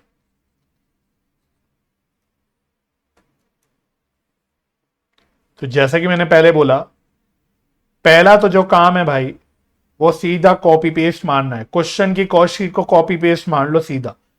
तो उसने जैसे डायरेक्ट मटेरियल दिया था 780, फिर डायरेक्ट लेबर दिया था, उसमें उसने बोला था 20 hours eight the rate of ₹15 per hour, तो ये था 300। फिर मशीन फैसिलिटीज की बात करी थी, तो ये तो मैं कॉपी पेस्ट मार रहा हूं, मैं क्वेश्चन की कॉस्ट शीट को ऑलरेडी एज इट इज जो गिवन ही है आपको, उसकी बस कॉपी पेस्ट मार रहे हैं। तो मशीन वन, तो मशीन वन में उसने बोला था 4 घंटे काम हुआ एट द रेट है 45, तो ये आया था 180, अंदर के कॉलम में लिख लो। और मशीन टू की बात करें, मशीन टू में उसने बोला था 6 घंटे काम हुआ eight the rate of 65 rupees, 6 into, ये सॉरी, ये तो क्वेश्चन में गिवन है, मैं क्यों मल्टीप्लाई कर रहा हूं आदतन, 390, यह है 570। फिर इतने का उसने टोटल किया था, मैं कुछ नहीं कर रहा भाई, कॉपी पेस्ट मार रहा हूं, सीधा सीधा कॉपी पेस्ट मार रहा हूं इसका, इसका टोटल इसने 1650 बताया था, चेक करना है तो कर लो कैलसी में, बट इतने का टोटल उसने 1650 बताया था। फिर उसने अदर ओवरहेड्स लिए थे जो लेबर आर के बेसिस में उसने चार्ज किए थे। तो लेबर आर मेरी थी 20 घंटे की, 20 labour hours eight the rate of ₹8, तो यह आया था 160। तो इतनी कॉस्ट आ गई थी 1810। तो यहां तक तो कुछ नहीं, हमने क्वेश्चन का बस कॉपी पेस्ट कर लिया कि भाई इतनी कॉस्ट तो क्वेश्चन वाले ने निकाल के बताई थी। अब हमें क्या करना है, अब खुद दिमाग मारना है। तीनों भी जो टाइप ऑफ ओवरहेड्स हैं, machine one, machine two and other overheads, तीनों भी अंडर अब्सॉर्ब्ड हैं। अब मुझे बताओ, अगर मैं अंडर अब्सॉर्ब्ड ओवरहेड्स को ट्रीट करूंगा, चार्ज करूंगा, तो जाहिर सी बात है क्या होगा, मेरी हर जॉब की कॉस्ट बढ़ने लग जाएगी। तो मुझे क्या करना है, इस हफ्ते का जितना भी मैंने सप्लीमेंट्री रेट निकाला अंडर अब्सॉर्ब्ड ओवरहेड चार्ज करने का, वो यूज करके मेरे इस हफ्ते के जितने भी जॉब हुए होंगे सबकी कॉस्ट मुझे बढ़ानी पड़ेगी। अगर यहां ओवर अब्सॉर्ब्ड का केस आता, अगर ओवर अब्सॉर्ब्ड ओवरहेड्स होते तो हम सबकी कॉस्ट कम कर देते, या तीनों भी क्या है अंडर अब्सॉर्ब्ड ओवरहेड्स आए, तो उससे क्या है, मेरी सारी जॉब, जितने भी जॉब मैंने कैरी आउट करे होंगे ड्यूरिंग द वीक सबकी कॉस्ट बढ़ जाएगी। यानी कि मुझे इस पर्टिकुलर जॉब की भी क्या करनी पड़ेगी, कॉस्ट बढ़ानी पड़ेगी। वो बढ़ाने के लिए मैं अपना सप्लीमेंट्री रेट यूज करूंगा। तो अब असली काम यहां से शुरू हो रहा है, जो मुझे करना है, जो मैं एक्चुअल मेहनत करूंगा वो क्या होगी, मैं फर्दर ओवरहेड्स चार्ज करूंगा यूजिंग सप्लीमेंट्री रेट। रीजन बता दिया भाई मैंने, क्योंकि अंडर अब्सॉर्ब्ड ओवरहेड है, उसको ट्रीट करने जाएंगे तो मेरा नेचुरली सी बात है कि कॉस्ट भी बढ़ जाएगी, तो यूजिंग सप्लीमेंट्री रेट। चलो, तो तीन है, तीनों को डील कर लो। तो एक तो मशीन फैसिलिटीज है, मशीन फैसिलिटीज, इसमें एक मशीन वन है, मशीन वन। चलो, तो मशीन वन के नंबर ऑफ आवर्स कितने थे, यहीं से देखते हो। चलो, मशीन वन के नंबर ऑफ आवर्स थे 4 घंटे, इनके एक्चुअल आवर्स थे 4 घंटे, या नीचे कैसे हो गया भाई ये ब्रैकेट, 4 घंटे थे, इनटू मशीन वन का हमने रादर मशीन और 1 और 2 दोनों का ही जो सप्लीमेंट्री रेट निकाला था वो 15-15 रुपए निकाला था। तो मुझे फर्दर और कितने ओवरहेड चार्ज करने हैं, 4 घंटे पे मुझे 15 रुपए के हिसाब से टोटल 60 रुपीज के और ओवरहेड चार्ज करने पड़ेंगे। इसी तरह से मशीन टू की बात करेंगे, मशीन टू, तो मशीन टू में मेरे इस पर्टिकुलर जॉब की बात कर रहे हैं, कितने घंटे काम हुए, 6 घंटे, 6 आवर्स, और मुझे फर्दर और सप्लीमेंट्री रेट यूज करके कितने और ओवरहेड चार्ज करने हैं, 15 रुपए के हिसाब से। तो this will come out to be 90 rupees, ये 90 आएगा। और इसी तरह से फिर अदर ओवरहेड्स, ये मुझे लेबर आर के हिसाब से चार्ज करने हैं। तो लेबर आर कितनी है, टोटल 20 लेबर आर है, और 20 लेबर आर के हिसाब से मुझे फर्दर लेबर आवर्स लिख देता हूं, इनटू कितने सप्लीमेंट्री रेट निकाला था जिसके हिसाब से मुझे और ओवरहेड चार्ज करने, 2 रुपए, 2 रुपए पर आवर। तो इसके मुझे 40 रुपए और चार्ज करने, यानी कि भाई साहब टोटल मुझे और कितने ओवरहेड चार्ज करने, 150 प्लस 40 दैट इज 190। तो 1810 के पे मुझे 190 रुपए के ओवरहेड्स और फर्दर चार्ज करने। तो बस अब ये सारे चार्ज कर दूंगा मैं, तो अब मेरे को फाइनल टोटल कॉस्ट पता लग जाएगी, शायद 2000 ही आ रहा है, 2000। तो ये मुझे टोटल कॉस्ट पता लग गई इस पर्टिकुलर जॉब की। तो मेन काम मैंने जो किया वो ये किया कि सप्लीमेंट्री रेट निकाले, और उसको यूज करके मैंने देखा कि और कितने फर्दर ओवरहेड्स मुझे चार्ज करनी चाहिए ताकि मेरी सही कॉस्ट निकल के आ पाए। तो मैंने उसके लिए सप्लीमेंट्री रेट यूज करके अकॉर्डिंगली सारे ओवरहेड्स में देख लिया कि मुझे फर्दर और कितने एडिशनल ओवरहेड्स चार्ज करने, क्योंकि अंडर अब्सॉर्ब का केस था सब में। अगर ओवर अब्सॉर्ब होता कोई भी, या तो सारे होते या इनमें से कोई भी होता, तो उसको फिर हम माइनस कर देते हैं। अंडरस्टूड है भाई, ओवर अब्सॉर्ब्ड है ओवरहेड्स तो कम कर देंगे, अंडर है तो ज्यादा कर देंगे, सिंपल। चलो डन, फटाफट से बताओ, डन हो गया।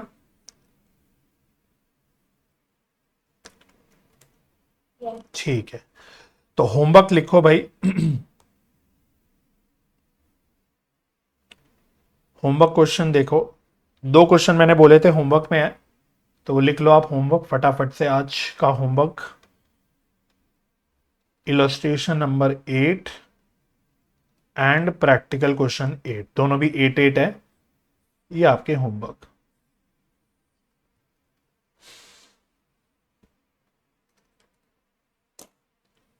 ठीक है, चलो जी।